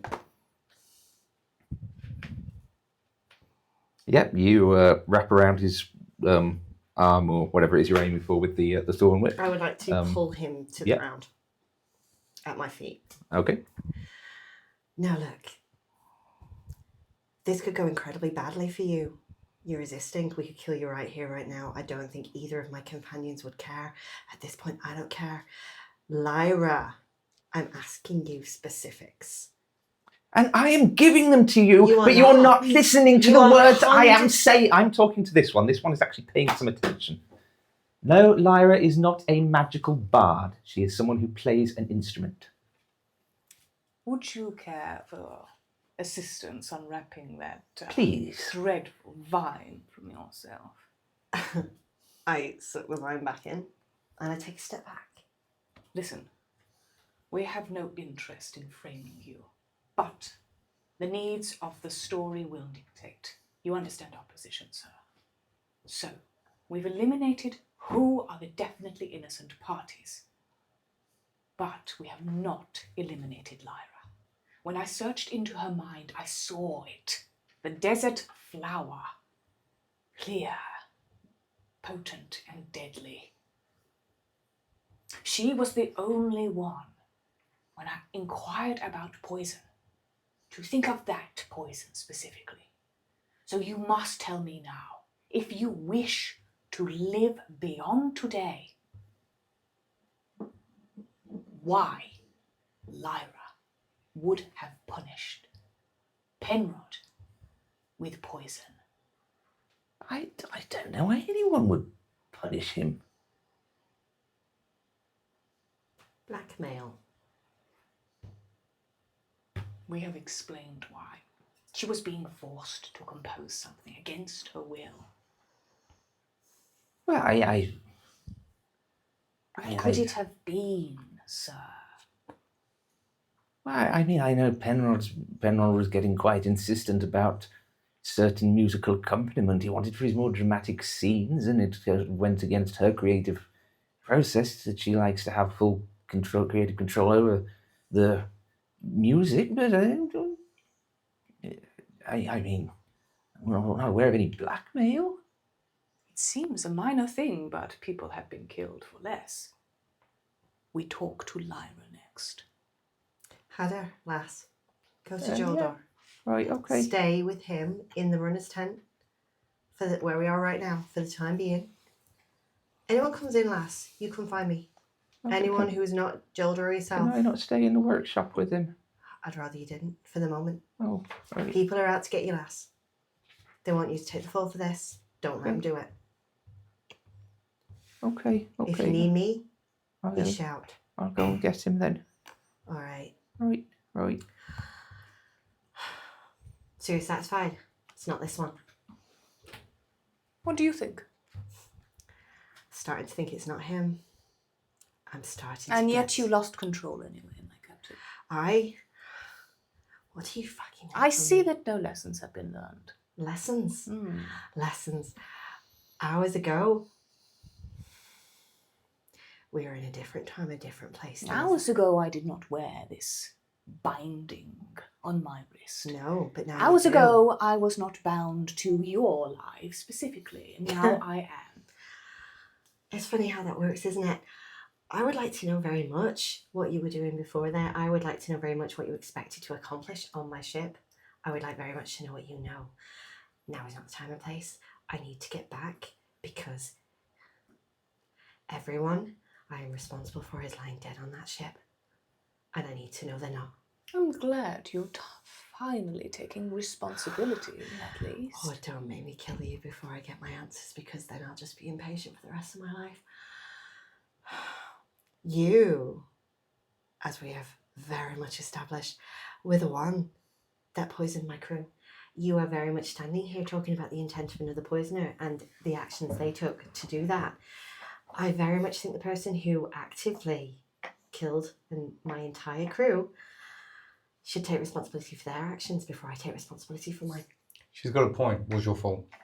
I've told you, Mr. Erebus, that your captain's kindness and unwillingness to suspect me is the real error here. You She's got a cannot point. We should have blame. just killed her outright. You cannot blame a person for doing their job, for doing their duty. Job. You would hate me Job. and detest me for such a thing. Job is a word that has a lot of connotations to it. Who hired you and why? My dear Captain, Who do you work for? fail to understand. The nature of a spy is, in essence, enigmatic and mysterious. What are you going to do? Thorn whip the information out of me. And I turn away in disgust. Oh, keep I mean, pushing Which, those which I buttons. think is a good point to stop for a break. So, so we're just going to have a quick 10 minutes, stretch our legs, use the bathroom, and we'll be right back as we continue this investigation. So I'm so sorry. Don't I'm go really Right, so anywhere. much fun. Oh my God, so much. buttons tonight, hey?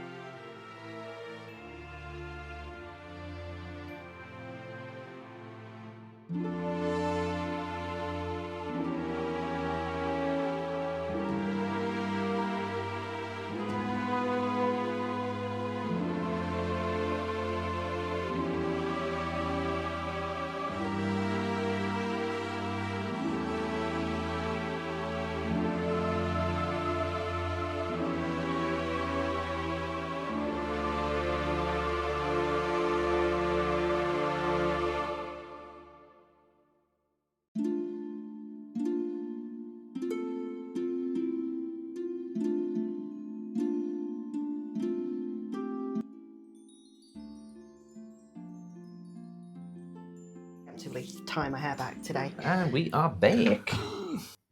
Okay, so just before the break, we just had a heated confrontation with Willard Rattlesword about the possibility of there being some kind of blackmail arrangement between him and the deceased Penrod. And we are turning our attentions back towards the bard Lyra. What are we doing, gang? We're going to see her. I think Sparrow's just glaring at your back, and another thorn whip kind of like whips around her fingers. But she does hold it back and she looks at you. You know, if you kill someone unprovoked, how do you live with that? This is very much provoking. There's a lot of provoking. But what if to get out of here we do just... How can you kill an innocent? I mean, it's not really that difficult. It's not really, I mean, worse than... Oh, sorry, that question was not directed at me. No, Sasha, if you have an input to this, I just need to know if there's a need to get away from here and back to reality, to where we came from, the moment we came back. How do you live with yourself if you do that? Erebus? Probably with biscuits. Biscuits. Have to be some good fucking biscuits, lass. Bet the Queen has some good biscuits. Erebus, you're not answering the question. Some people live with it fine because they have no sense of morality. Morality is fluid when you've got justification. Or when you feel you have it. All right. I can be patient. I can. Okay, so left field, you arrive at the doorway, well, the opening to the actor's tent, where Maximo is still sat in there, just sort of lost in his own thoughts, and Lyra's kind of still sat on her bedroll. They both kind of look up as you approach. So, everything all right? I heard some raised voices. Why don't you leave? Wait, no, that's not my voice. No, that's no. Yeah, I'll go. Suspicious. Is everything okay? Hello, my little desert flower. I mean, that doesn't seem very appropriate given the situation, but... I'm going to take a seat next to Lyra on her bedroll. Allow me to tell you a story. Oh, all right. It is the story of a very talented, underappreciated, beautiful young woman who fell in love with the wrong person. As this is going on, I'm going to step behind. Well, you guys are having the... Well, Yeah, we're having a yeah, little conversation. you're having... Yeah. Before, sorry. Yeah. Okay. Is this a story that is familiar to you at all? No, allow me to continue. The beautiful young woman wanted so badly to foster a friendship, a dalliance, a love affair with the one she most admired. But the one she most admired was cruel and demanding. Instead of wanting her, he only wanted what she could do for him. You see, the young woman was talented, as I have described, musically talented, a wonder, a savant. She had her own creative ideas, you see, and they were brilliant. But the one that she desired forced her to do what she did not want to do, and that is compromise her creative vision. So important for an artist, don't you think? But eventually they came to an agreement, let us say. My desert flower.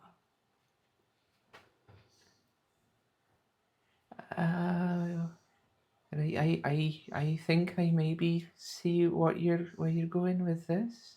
Oh no, I went Scottish there. That happens so easily.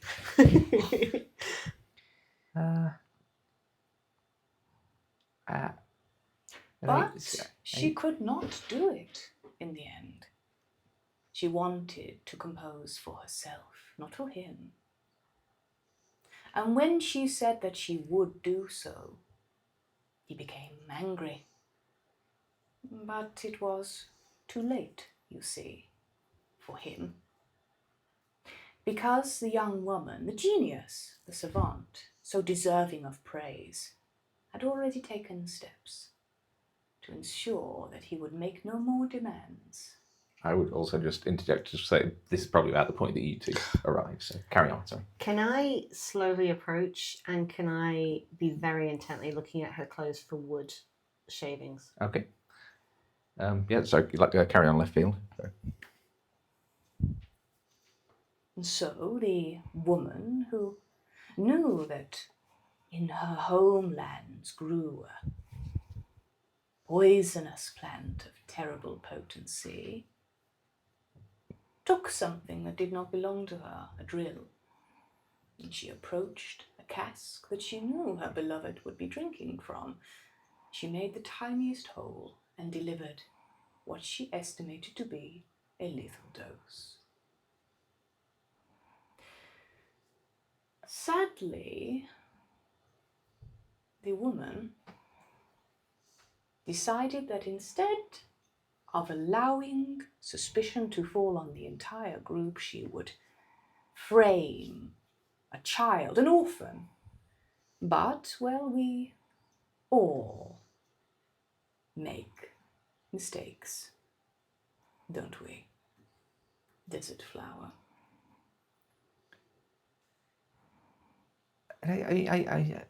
Okay, so I gather you heard about me having to write the music that Mr. Pepin wanted writing. I'm not going to lie, you lost me a bit at the bit about the drill.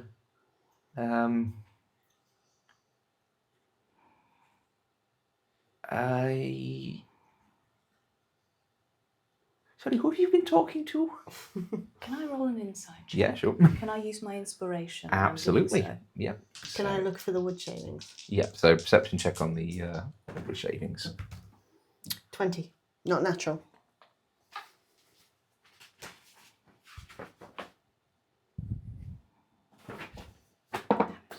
Ten. 10. Yeah, so with a 10, the Do I think she's lying? yeah, the vibe that you get is one of honesty. Whether that's because of the fact that she is being completely honest with you, or because of the fact that anyone with that sort of bardic entertainer's skill set tends to be quite skilled at masking or portraying their emotions, you're not sure. So you're not getting any outward signs of deception. With a dirty 20, you don't see any wood shavings, sawdust, anything like that on her dress. What was he making you compose? Oh yeah, he wanted some.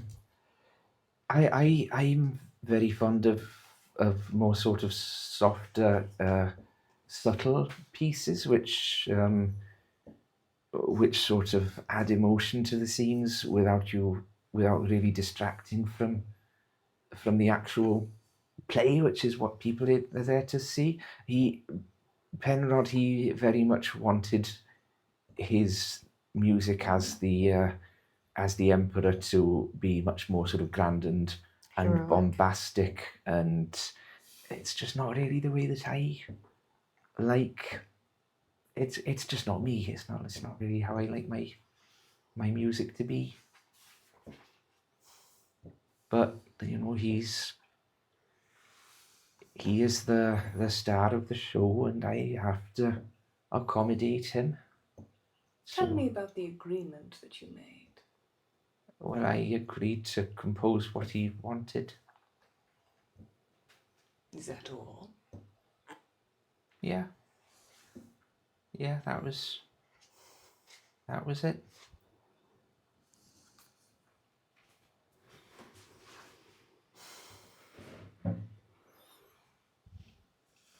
So you are unbothered then about what you create.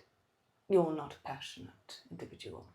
No, of course I enjoy what I do. It's well, I enjoy. Not worth killing someone over. Not everyone is that bloodthirsty. Who would kill someone over a piece of music? You're looking at them. I rise slowly and I approach Lyra's heart.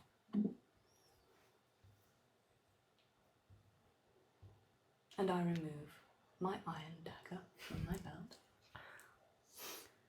And I gently press it against... Don't, it's very delicate. Oh, I'm sure it would only take the merest flick of a finger. And then our little bard is muted. Oh, and that's... No, please There's a don't. twang. Oh, dear. Left field. I believe the Queen would like a performance, and music would certainly help with that. Let's not do anything uncontrollably rash, shall we? As you keep telling me.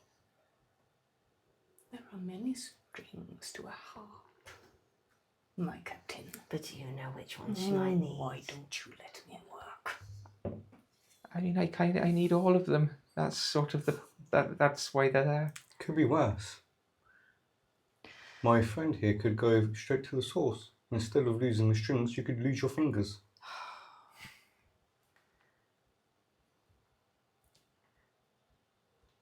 Lyra. Yes. How about you talk to me for a moment? Right. Hello. Hello. So, we suspect you, in case you didn't know. I've gathered that, yeah. Yeah, you do. So... Your friend said something about a drill and I don't really understand.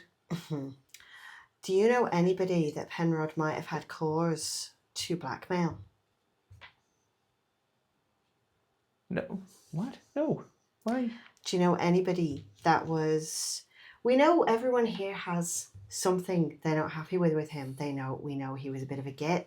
We know that little Hadder over there is set up to be the scapegoat of this entire thing. We know that she has a blank in her memory. Does anybody in this troop have the power of any kind of spells that might modify memory of any point? Well, Charm someone? I mean, I've been with the troop for about a year now. I've never seen anybody use any spells. No one's ever mentioned any. So no one here has magical ability? No. Well, not that they've shown in front of me anyway. Insight check. Yeah, make an insight check.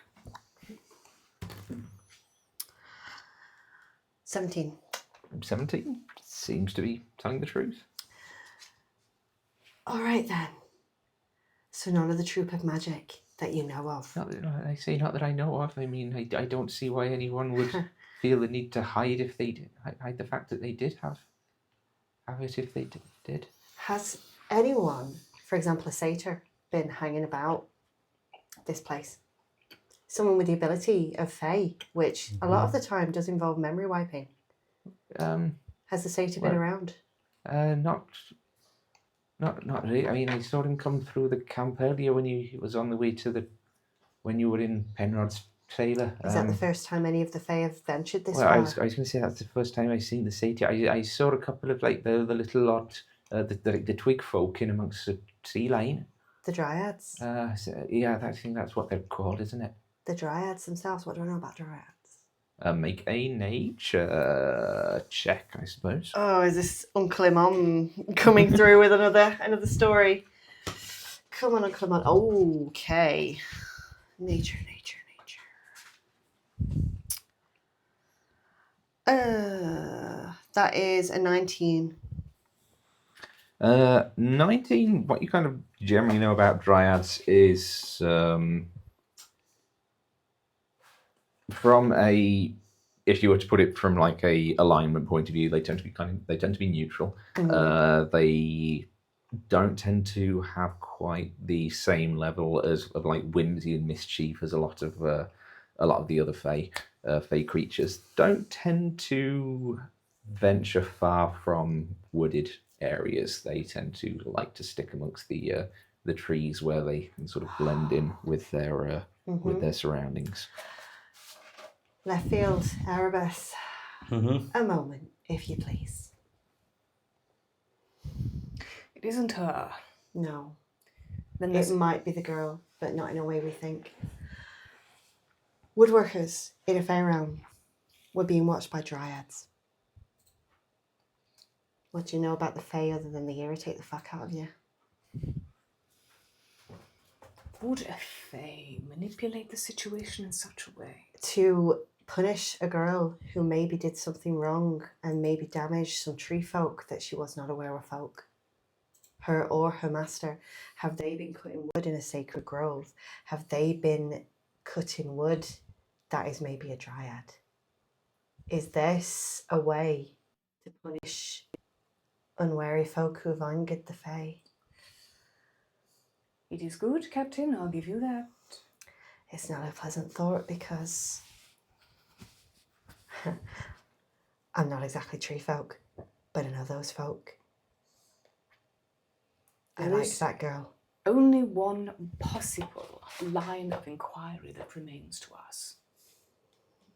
That is, whoever entered Jaldor's workshop was a proficient thief. Or they were Fae. Are there any thieves in the group? That is the next question we must ask. The first, if I may.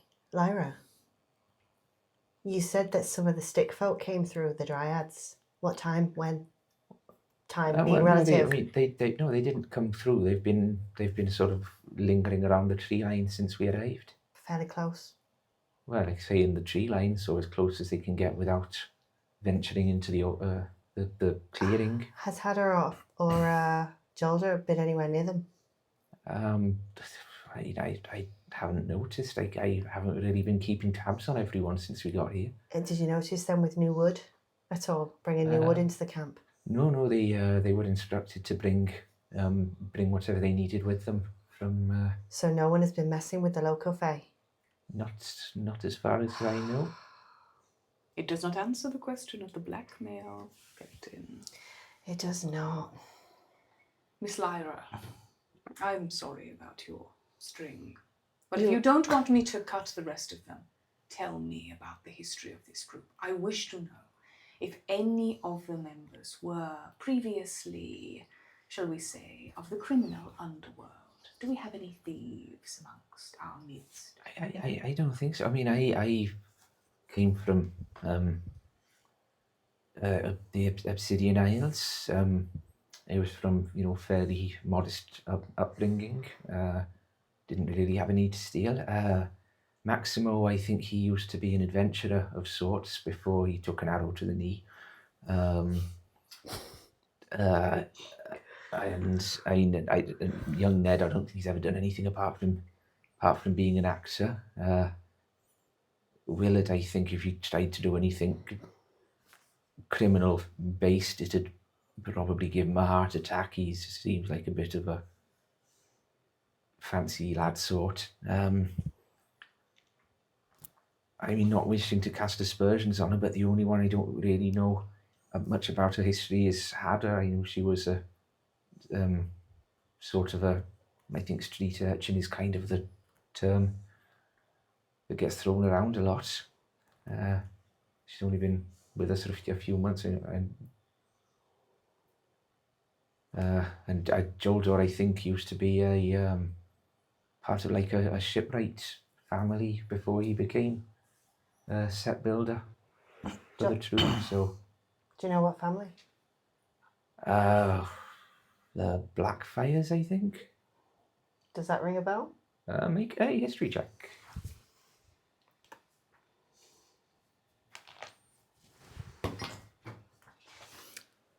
Is that a 16 or an 18? 16. 16 total then, please. 16. You have heard of the Blackfires as being a prominent shipbuilding family in Heraldica, or rather, a prominent name in shipbuilding in Heraldica. The competition.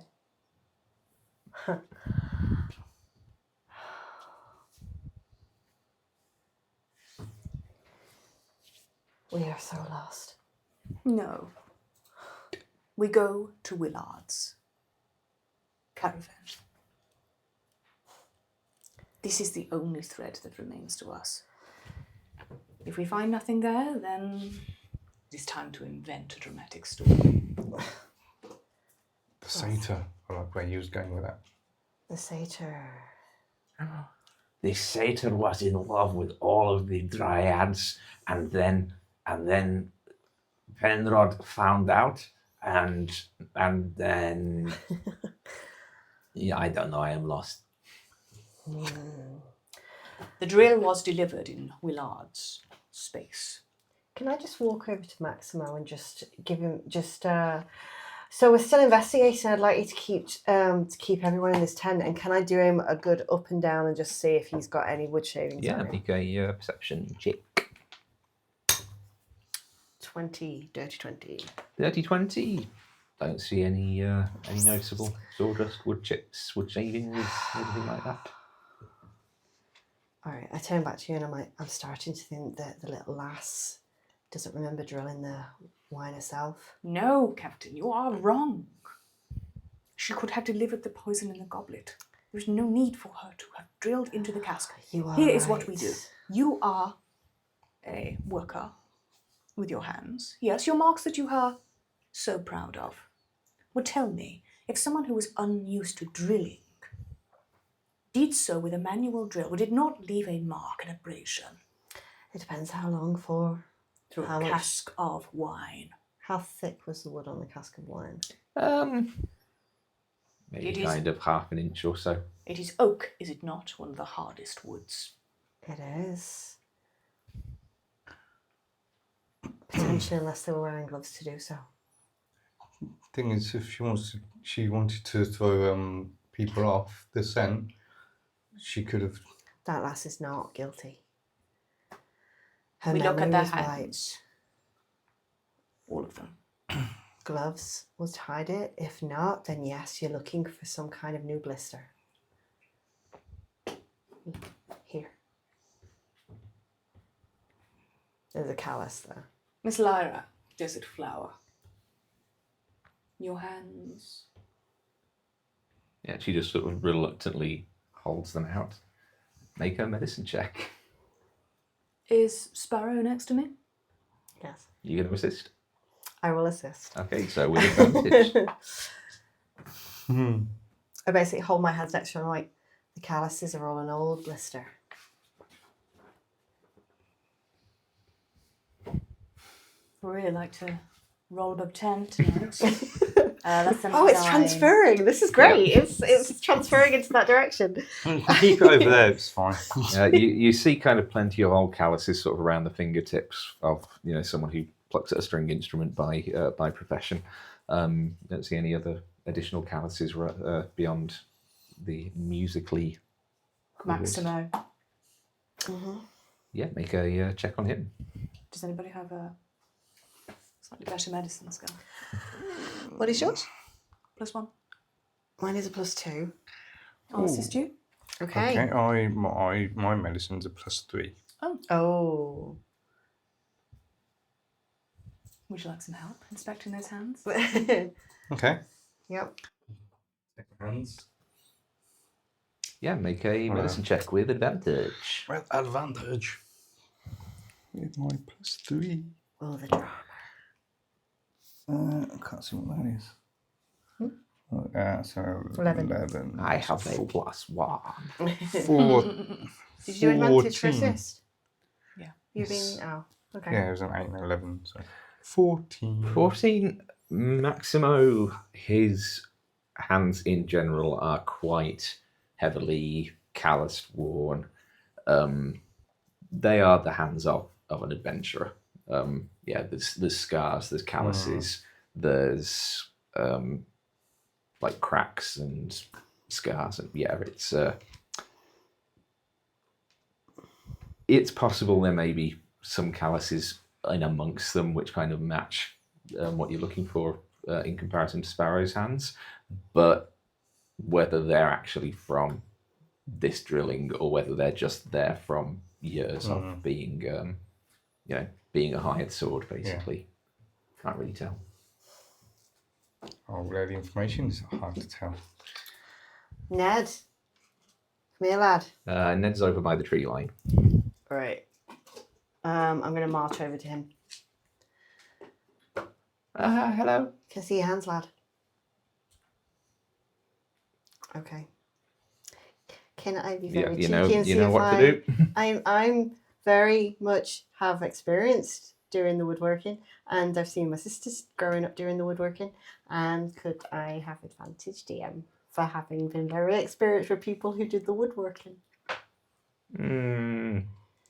I'll allow it. Thank you, Rob. It's falling anyway.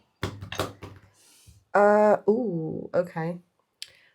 So that is a 20. Dirty 20? Dirty 20. Ned's hands are just kind of very soft and well cared for skin. Oh, lad, you need to do some work in your life. I'm working at the moment. Sure. I'm learning my lines. It was the best of times. It was the blurst of times. No. Now is very much the winter of our discontent, child, so stop talking to me. Oh, that's a good one. It is. Write it down. So... Because it's snowy here. Sure. All right. Now is the winter of our incontinent. Discontent. Oh, discontent. Okay. Left field, Erebus, Yes. Sasha. We're Hi, going I'm still to here. follow the suggestion. The one trailer we haven't checked. Lead the way. We go to Willard's Okay, trailer. you head over to Willard's trailer. It is from the outside, a fairly kind of modest looking trailer. Doesn't have the sort of trappings and ornamentation of Penrod's. The door is locked. Let's not piss about. I'm going to knock Eldritch this off. Blast! Yes. Well, I could just try and pick the lock. Oh, okay. Do you want me to pick the lock? Yes, Erebus. There's got to be some use for you, aside from killing, which you cannot do. I will advise you to hold your tongue around my crew, or I'll take it. I've had enough. Erebus. She seems really angry. Perhaps she hasn't had any cake today. 18. Oh, 18 you don't seem plus- angry, and you'll never have cake. stuff. Oh, internally, I am enraged. Wow. At all times. Do you ever harness it and turn giant and green and punch things? Surprisingly, no. Oh, you should. I recommend bear. Bear feels good. Punch the bear. No. 18 was that? On the dice, plus my proficiency, yes? So Yeah. 21. Plus proficiency plus dex. So Plus dex. So you've absolutely done it. I'm just curious how high it's going to go. Yeah. But yeah, the lock very easily clicks open, and the door swings in inside. There's a modest interior with a bedroll, small desk and chair, some writing equipment, a not particularly fancy but certainly kind of comfortable woven rug covering the floor. I'll step aside and be like, Look for any signs of a contract, an agreement. I go over to the desk. Start having a look. Make in fact I'll Yeah, I'll just say everybody make an investigation Yeah, I was about to check. say I'm looking around as well. Investigation. Can I I'm just going assist home. someone? Have you got into double Oh figures yet? no, it's a 1. I was going to say, can I just assist someone instead?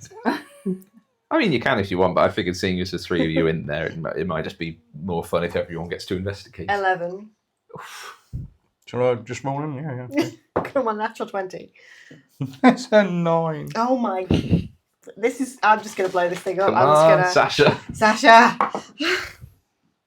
I don't actually know what her modifier is. I need to get her, her character sheet up.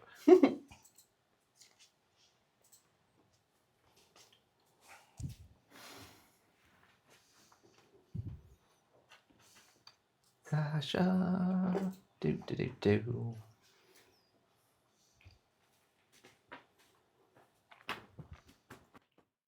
What? 0. Okay, so what do we have? Sorry. 9. 11. A natural 1, 11, 9, was it? Oh boy. And 9. She's really pissed at Sparrow. I swear that the thoughts of this girl have been. That's what you get for poking in someone's brain, isn't it? It's like walking in a cloud, pleasant pastel-coloured cloud. Oh, maybe you should sit in there and breathe for a minute and get some empathy, a little bit of connection with the world, you know. Stop looking for goodness in me. You won't find it. Who says I'm looking? I've seen it. Stop. Sasha, any luck?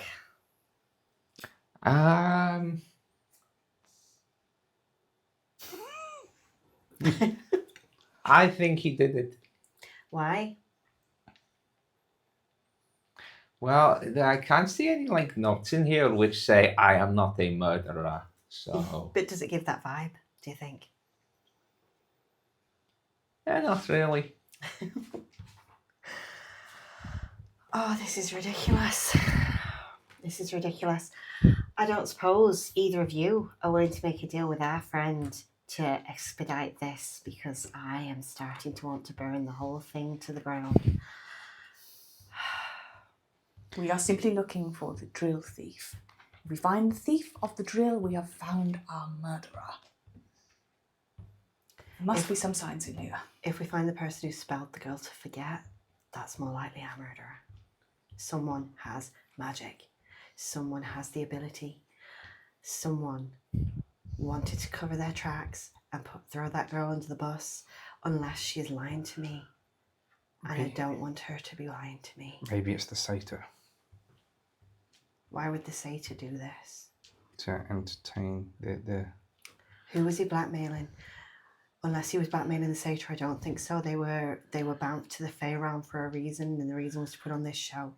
He probably didn't even know the fucking satyr. Maximo is the only person in this show he could have any hold on. Maximo wanted his son to become a lead actor. Maximo is the person holding this troupe together. What could he have had on anyone else in this group? Maximo is an old adventurer. Maximo is the one who was willing to make deals with a Fae. Not just once, but many, many times. Maximo is the only one who benefits from this death. Here, now, to get his son under the eye of the great Fae. What better boon, what better advertisement for his troupe than this? And if he was an adventurer, he has to have certain skills. If he was an adventurer, perhaps he travelled What the Obsidian Isles and found Desert Flower. And maybe his skills lie in thievery, lockpicking. Is he a bard? Does he have powers that they don't know about? You don't become an adventurer, and particularly one for a while, without having skills. But he drank of the wine, or so we are led to believe. When did he have the opportunity to drink of the wine? He stole it. Yes, but when? It doesn't fit with our timeline. The entire cask of wine was poisoned. He drank from it and he's still alive with no signs of that poison. It had to have been before it was poisoned. Maybe he took a tipple before he drilled it. I like your logic. I'm not taking that as a compliment. But We inspected his hands and we found calluses. many, which you get as an adventurer. He had the ones that you need for a drill. How fresh were they? Were they fresh? Were there any fresh? No, they were all just They like were all old. old, Yeah. which means if you already had them, it wouldn't have made any mark if you did do the drilling. There's The still one a matter person- of the Unless he wore agreement. gloves. Well, who else would if you're paying Penrod for something? So as we said in the beginning, that's an agreement. He'd have no choice but to not appear. He'd have no choice but to walk out. He'd have no choice but to withdraw his very much acclaimed presence from this troupe at a very pristine moment. Whereas this is something you remember. Someone like that dies during one of your performances. No one ever forgets your troupe. Might even call you back. Especially if your young lad makes a good name for himself. Shall we gather them all for this and let's see who flinches and who doesn't? It's a plausible explanation, Captain. That So is have all I the will rest say. Erebus, you've been awfully quiet there. It's either him or we decide who is going to take the fall. The problem with that is Queen of Air and Darkness wants to be entertained. She doesn't necessarily want honesty. However, she might feel slightly put out if we're not honest. I've seen Nefestra step in when those she takes as her own are threatened. You should save. You're no good to her dead. You, she wouldn't mind you dying, but she wouldn't let you before that. Me, me. I've got a will. If she does what she did with Tedric, take my body back. Take my body back. Find a way. If you can't find a way. If you can't find a way, give my body to Leon. Let him find a way. Okay. She doesn't have your soul. She doesn't have yours. You'll survive this. If I don't, the ship's yours. If Rahij is still dead. I don't want the ship. I've a will. It's in my desk. You give it to my uncle. Don't let him make a deal. Okay. You fail to understand, Captain. You will not be dying. No, I know. You don't understand. She won't kill me. I won't be dead. I'll be worse. There's a necklace on her neck.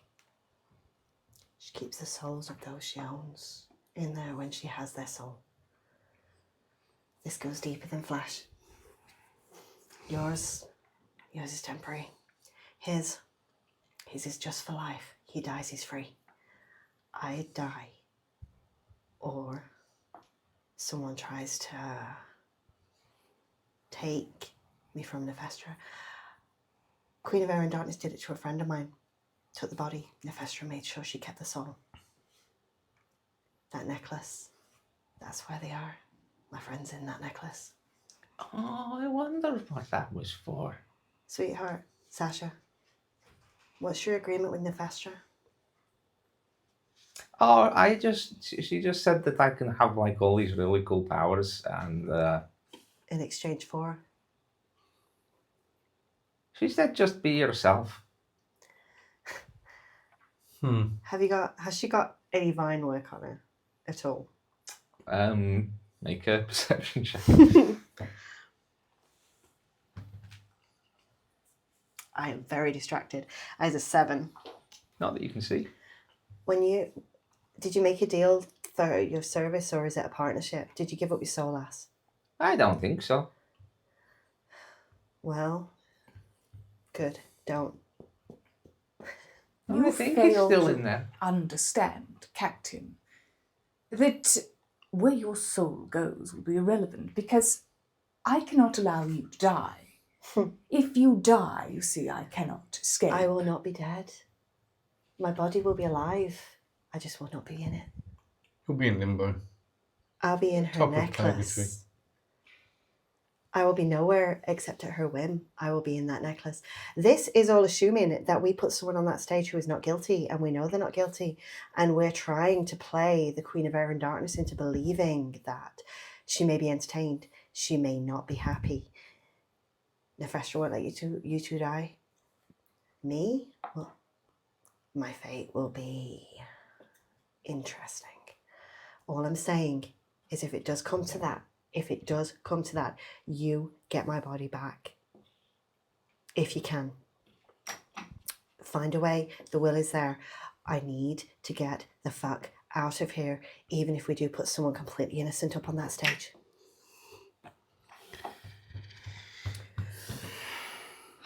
So, we suspect Maximo. We need them all together. We need to see who flinches. We need to put everything we have on the table in front of everyone there. Maybe one of them will speak up. Maybe someone will be scared enough to throw someone under the bus.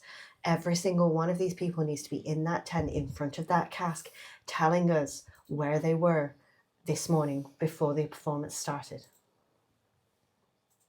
And we need to look for powers. Do either of you have a way to see if someone has magic? No. Can you look in the minds again? Yes, perhaps, but not for long. Enough to see And a it will glimmer? be the last time. All right. We just need to see a glimmer. Who has got magic? If no one does, then that girl is lying to us. And I don't want it to be that. I'd rather put someone innocent up on the stage and not her. We must formulate our question precisely. And then I will look. I can do this. And Sasha just sort of waves a hand, and with a kind of swirl of greenish dark smoke, she just completely transforms into like a zombified version of Penrod Pepin. I Can you- am murdered person. Can you do that but make him look alive? Why? Yeah, but why? That won't work. Will it not? No, they will all be horrified to see Penrod walking in. He's, after all, supposed to be dead. He is supposed to be dead. No measure of their reaction then if they are surprised. And yet, if they wave this in their face, someone might react to that. It is a desperate last. Do I look like I'm not desperate to you? Gather them, then we ask. Simple question. The drill. No. Magic. Tool.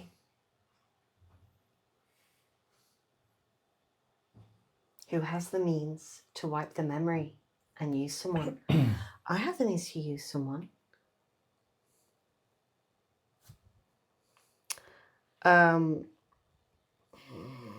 Command is very simple, isn't it? Yeah, it's one. I can't one command word. someone to tell the truth. I could command someone to surrender. The thing is, you could say confess. Oh, that But is. that's quite. I've open used and it once today. I have ambiguous. 2 charges. Here is what we ask. I have it. Okay. We know that the girl is innocent. She could not have drilled the cask. Makes no sense if she did. And as for Jaldor, well, He wants to protect the girl. he would have replaced his tools, Yes. from what we know. I say we ask them which tool is missing. And see who thinks of the right one. Correct. That, I don't want to say that's genius because I really don't want to give you a compliment, but I can cast Charm Person. on how many people? Just one. There is a problem. Yes. Lyra already knew. The I drill. mentioned the drill, but perhaps she will not know the colour or the material of the drill. The precise look. That is something that a woodworker would know, though. That's something I can describe to you. Perhaps something we can go get the actual drill so I can literally show you. The girl said she hid it in her bedroll. Yeah, under her bedroll in the actor's tent. I'm going to go. Well, we go retrieve the drill. You have a good look at it. We see there might be it's been used, it's loved. There might be some particular scratches on it or something that are memorable. Very well, my captain. Let us get to work. You keep calling me that. I am not your fucking captain. And if I were, you'd treat me a little bit more with respect. Well, if you won't be the captain, I can be. No, I own that shit. Take that fucking coat off. I'm not finished wearing it. I find it amusing that I am mistaken for the captain. A natural sense of authority, perhaps. How long did you say you'd been in the job? Oh, yes, very inexperienced. Inexperienced, I'm not. Just because I've been the captain for a while doesn't mean I don't know what a captain is and I don't know what a captain does. I've been around that. I've been raised by that. Shall we I have this know more. argument again, Captain Sparrow? Or shall we get on with it? Give me the coat.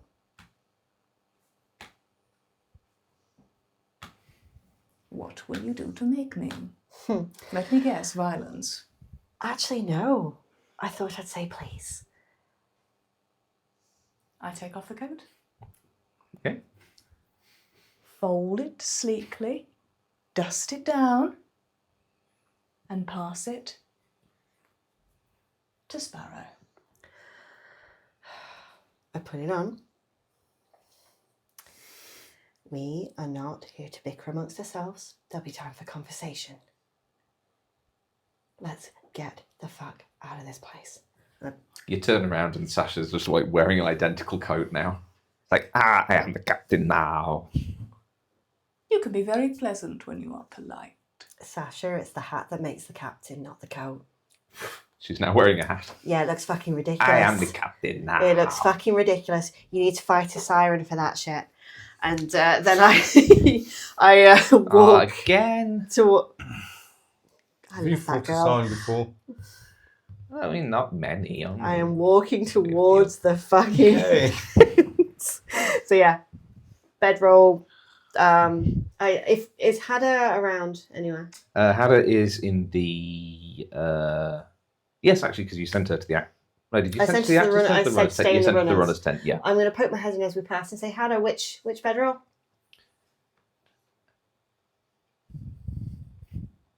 I forgot what her voice was then. It was the mine's the one with the little bear in it. Hey, Do you bears are just cool. want to show us? Just Mm. take us. No. Should be safer now. No. Okay. We want this to be clear. We don't want people to know where we're going and what we're picking up.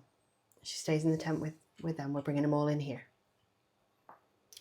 Everyone's still in the actor's tent, aren't they? So Ned's still out by the tree line. Joldor's still by his workshop trailer.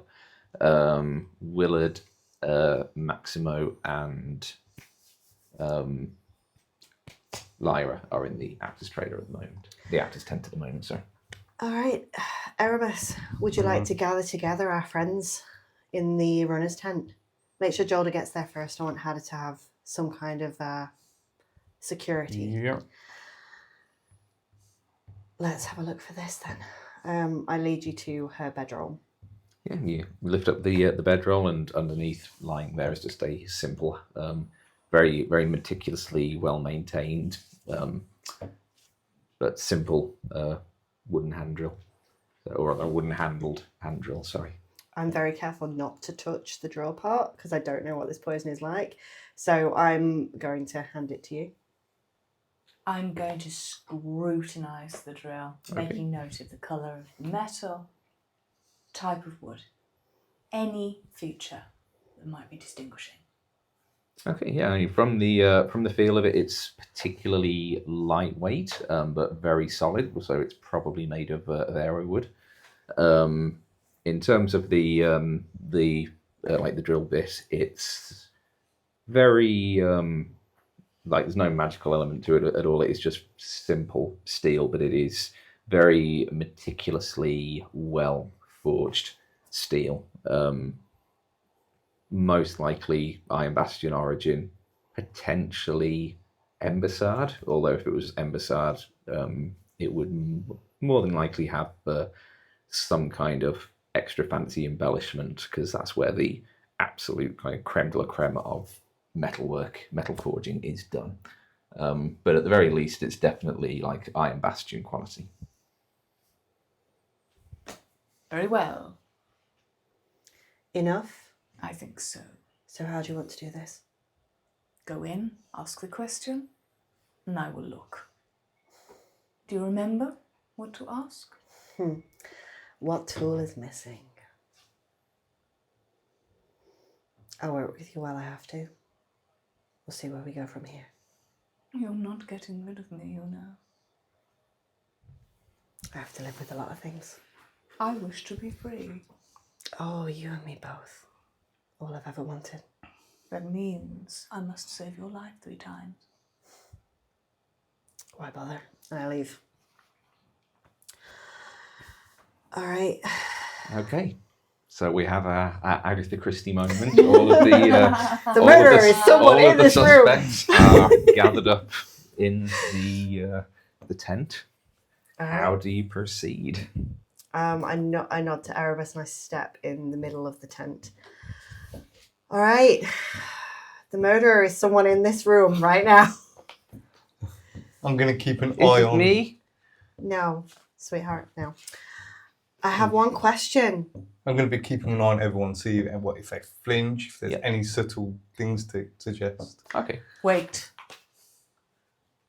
For luck. And I give her a penny. Okay. Penny. Okay. For your thoughts.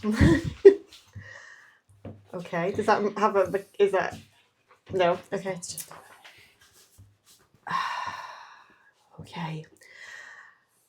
Like it.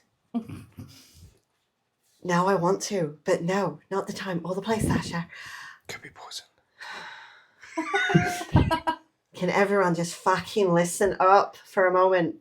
I've got one question for every single one of you here. And I look to left field to see if they're ready. What tool is missing from Yolda's workshop that was used on the casket of the wine? And I wait. I'm going to focus my mind on each person in turn. Okay. What order are you going in? Jolder and Hadder last. Okay. Maximo first. Maximo first.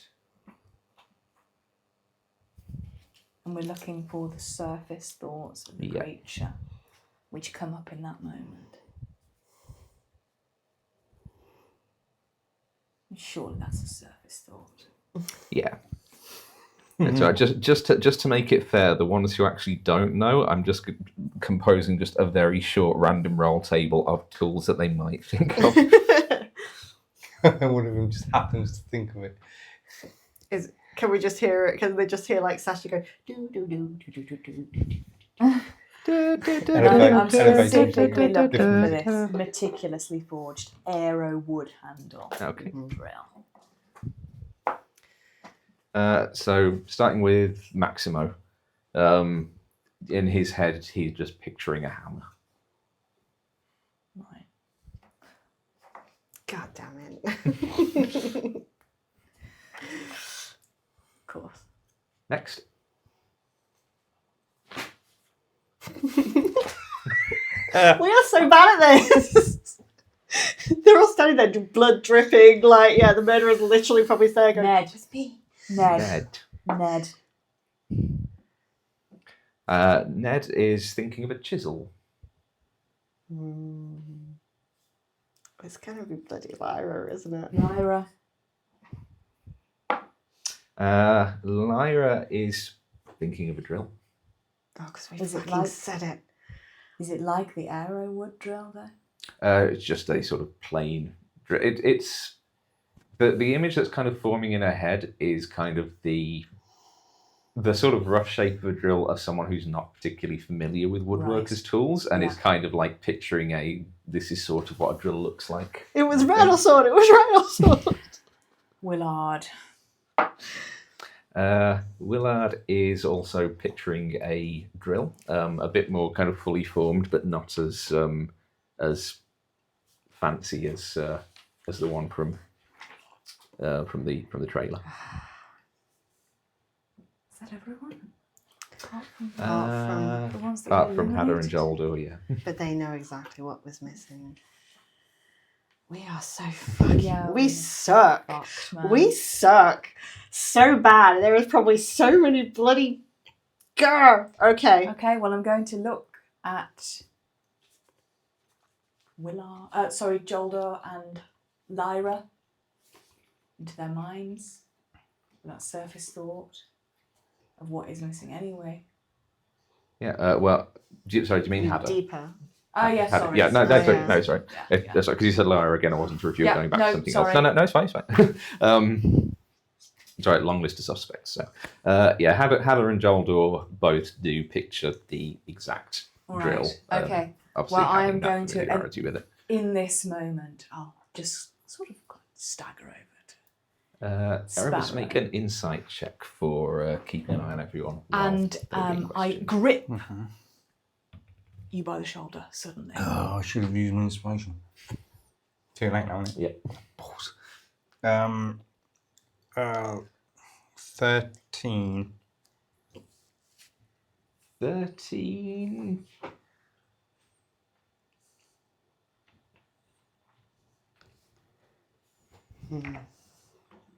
The thing is, I don't like withholding stuff either as a DM, but unfortunately, sometimes when the dice rolls are going that bad, this is not really kind of getting anything from anyone. You do that and I'm just like, tell me something good. It is either Joldo or Hadder. We need another question. But I warn you, Captain, this is stretching my abilities. We know it's Maximo. I look to him. He's murdered one of you. He'd like to do the same. It was a dispute. He wasn't doing right by Penrod, and Penrod was blackmailing him. He wanted Ned to take the lead role. What are they all thinking? Is someone relieved? Is someone thinking, thank goodness they're picking him over me? How long does Detect Thoughts last? It lasts 1 minute. Okay, I would say, because you've already kind of been through everyone and then you had this brief exchange with Sparrow, I will allow you to look into the minds of, get the surface thoughts of 2 people before it wears off. It's gonna be Joldo and Hadder then. Has to be, right? I don't know anymore. No, I don't know anymore. It has to be them. They're the only ones that pictured the tool. The person who stole the tool has to be the murderer. Unless you steal the tool, but you don't do it, you literally go, oh, good, drill. You don't pay attention to the tool. You don't memorize the thing you've used. They intimately know that specific would be tool. Such bullshit. Villains. I still think it's Rattlesword. It's the Surface bar. thoughts, please. Let me see them. Surface thoughts for both of them is surprise at the revelation. I am. I look at you like, yeah. Or do I still pick? Make another insight check. Oh if you my want. I am Maximo. Rattlesword. Okay, I am specifically. all for Okay, Rattlesword yeah. at this Do you want stage. to I am so. use inspiration before Yeah, I you will roll? actually. I will. You did give me inspiration, didn't you? I'm stressy. Did you? I know I don't. Did I I've got not? 20 minutes to break this one. No, I don't think you did. Oh no, I paid just a straight roll then. Damn. Oh. Insight, you said, which is a 17. Oh, please. 17. Please. Maximo seems absolutely horrified at this accusation from what you're getting from his body language, this is like a what the fuck moment, basically. Can I roll an insight check, given that I am absolutely eyeing everyone in the room to Yeah. see a reaction? I am using my inspiration. Okay. What fucking dice, guys? My dice hate me. I'm not using yours. God.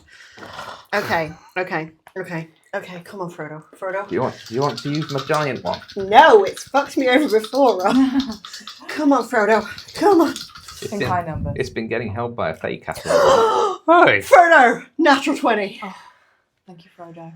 Thank you, Frodo. Thank you, Frodo. Every time. So kind of looking across the gathered individuals, there are assorted looks of shock and surprise, except for one figure who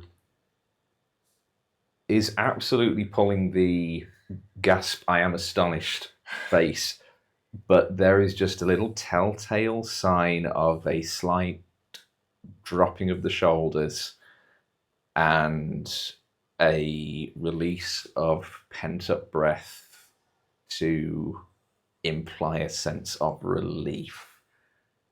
And the person that comes from is Willard. Fucking knew it!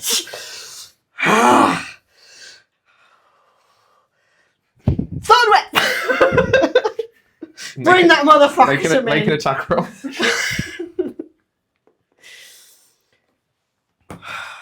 Okay.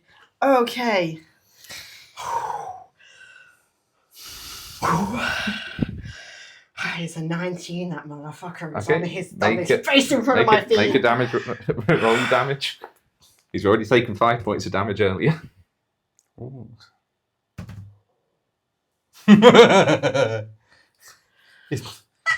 You didn't need him alive, did you? Hey, how much of a commoner is he? I was just about to Google that. That was full damage. I know what it was. I know what it was. That was Couldn't save that for that was a 12. an enemy. That was No. a double 6 on a 2.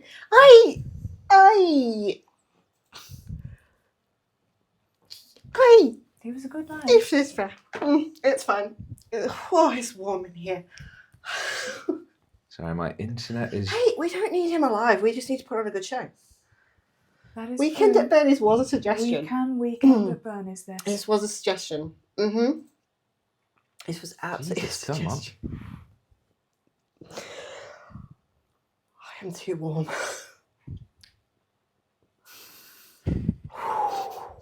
Okay. That's not a good laugh. Yeah. So yeah, you What can I say? lash out with them. I was like, you lying motherfucker!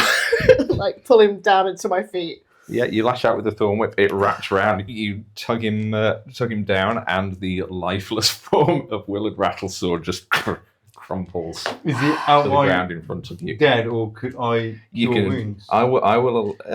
You know what? Yeah. I'll allow a cure. I was going to say a medicine check to stabilize. Technically, I would be wasn't fine. trying to do lethal but- damage. When it's a spell, I know. you I don't know, really I have that know. option. In this, it's the same as like you can't declare non-lethal damage with a crossbow or something. It's like a sword, sure, because you can hit him with the pommel, but a spell, a ranged weapon. What are the odds that I'd roll a natural 20, then max out 2d6s? So, are you doing a medicine check to stabilize or cure wounds? If it looks like he's not We quite needed dead, I'll probably just do cure We wounds. needed it so bad. Yep. Yeah. So you cast a cure wounds Yeah. on him. I'm assuming just at the Oh first level. boy. Yeah, Just that's what I've got, just to so keep him breathing. that's- I And, still don't understand the motive though. And yeah, there is just sort of like a bit of a kind of bloody rasping from his mouth as he kind of barely returns to And consciousness. as I'm over him, I'll be like, "Thank you for your cooperation." You said it was Maximo. I lean down very close and I say, we weren't sure until you just felt a little bit more relieved than you should, mate. Why? What was he blackmailing you with? I'm right, aren't I? You're not the writer of this. Nonsense. you're not in a position to do this. I can pull harder with this. You can't prove anything. We're not here to prove, we're here to entertain. This would be very entertaining. If you don't be forthcoming as to the why, my conclusion is conclusion enough. Your name will be stripped from everything you've ever done, everything you've ever written. Your legacy, not just your life, is on the line here. Give me something else as a motive. We'll preserve your career. Make an intimidation check Oh no, it's Sparrow. with advantage. But I've just maxed out everything I could possibly. I can't rely on Frodo. You've done enough. With advantage. That's a 10. He just kind of like coughs up just a bit more blood. Do you know what it is you need to do? Have your bloody trial and we'll see what the Queen says. All right then. Erebus, is he stable? Yeah. Okay, great. Yeah, he's looking a bit rough, but he's stable. Are we still doing a play? We are, Sasha. We don't have to do the play. Write me a play of this right now. Everyone Hey, here, nothing like Lyra. that. All right, everyone, we just found the killer. This person murdered everybody else. Maximo, you're not the killer. It's absolutely fine. It's okay. So we need to get the fuck out of here. We need to entertain the Queen. All of you, do what you do best. Make me a play right now of everything that has happened here. I want it sensational. I want love. Lyra, love. Your love's going to be on the table. You were desperately in love with this guy. We can have the person here as the narrator who can tell me how the poison works. You can describe the way it smells, the way it goes in there. I want it bubbling, frothing. I want a fucking cauldron of fucking poison in the back fucking room of that tent that got poured into there. I want people's hands and fingers being burnt off because they're so desperate to murder this person. Little Hadda here, she is going to be the sweetest, kindest little orphan girl you've ever seen in your life. She got horribly disfigured by putting this poison in there. Erebus, please do some shadowcraft that you do best. I want swirls on this stage. I want everything. I want it backlit by fucking green flames that I will fucking provide. Get me out of this fucking place. Can I still be the killer? You said it earlier that I could be the murderer. Sasha? Yeah? Absolutely, darling. We'll have him tied up at the front of the stage, but you can look like him. I want cackling. I want rubbing hands together. I want you With a gesture, she swearing. completely transforms into Willard, but with a slightly more exaggerated, overgrown moustache, and she just starts twirling it. I knew I liked you. I am Do me a a- vicious killer. Do me a favour, though. Pew pew. Pretend you know fuck all about writing and have Penrod come in and be like, aha, you do not know what you're doing. I have found you out. Okay. So, Well. Ned, Well. you're officially the writer of everything that Rattlesword has ever done. Congratulations. You don't have to be an actor anymore. You are now going to be the richest fucking playwright in this entire realm. How does that sound? An awful lot's just happened in the last few minutes. Go with me on this, lad. I'll make your career. I think I need some wine. All right, we're on in less than half an hour. Please, fucking gods, bring this together so I can go back and rescue my fucking crew. Any objections? No. Let's get to work. Okay, so with a murmur, everyone begins to sort of disperse as you prepare to put on the show of whatever passes for time in this part of the realms, and that is where we will end. Thank you, This Jack. week- I don't deserve Well done. I am sweating. Can't believe Goodness it me. was murdered. We had him. Sneaky bastard, we had him. Yeah, what a good liar. I That think it was- is a regret. Those God, everyone's dice were just so not cooperating for a murder investigation. That was Yeah, we made that seem really hard. Thank you, Tat. like I say, it's like I really don't like not revealing stuff, but at the same time, it's like that's the point of the dice rolls. If I just hand out stuff willy nilly for bad dice rolls, there's no point in the rolling in the first place. So It's amazing. Yeah. She's done. Well, I think Leftfield owes Sparrow an apology. Oh my. well, thank you, gang. That was an absolutely wonderful conclusion to the investigation, and I can't wait to see the trial next session. We have to write a play now, guys. As always, thank you all for indulging my silly fantasy Still world. not sure that was his motive. Neither am I, but you wouldn't tell me. Yeah.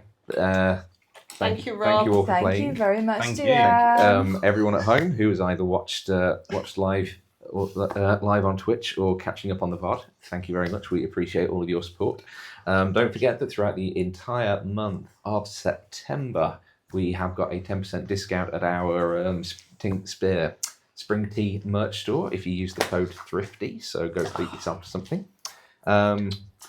And yeah, we will be back next week to get ourselves back on schedule. And until then, we love and appreciate you. Take care and stay nerdy. Good night, everyone. Bye. Oh. So Elysium is lost, but Iridica is born. We're the ones who lived, we weathered the storm. The fire left the skies and the world it is dark. But I am still free to follow my heart. Water and air, the sea and the sand. You cannot confine me to one single land. Give me a ship with a crew that is true, and I'll show you the world, the skies wait for you.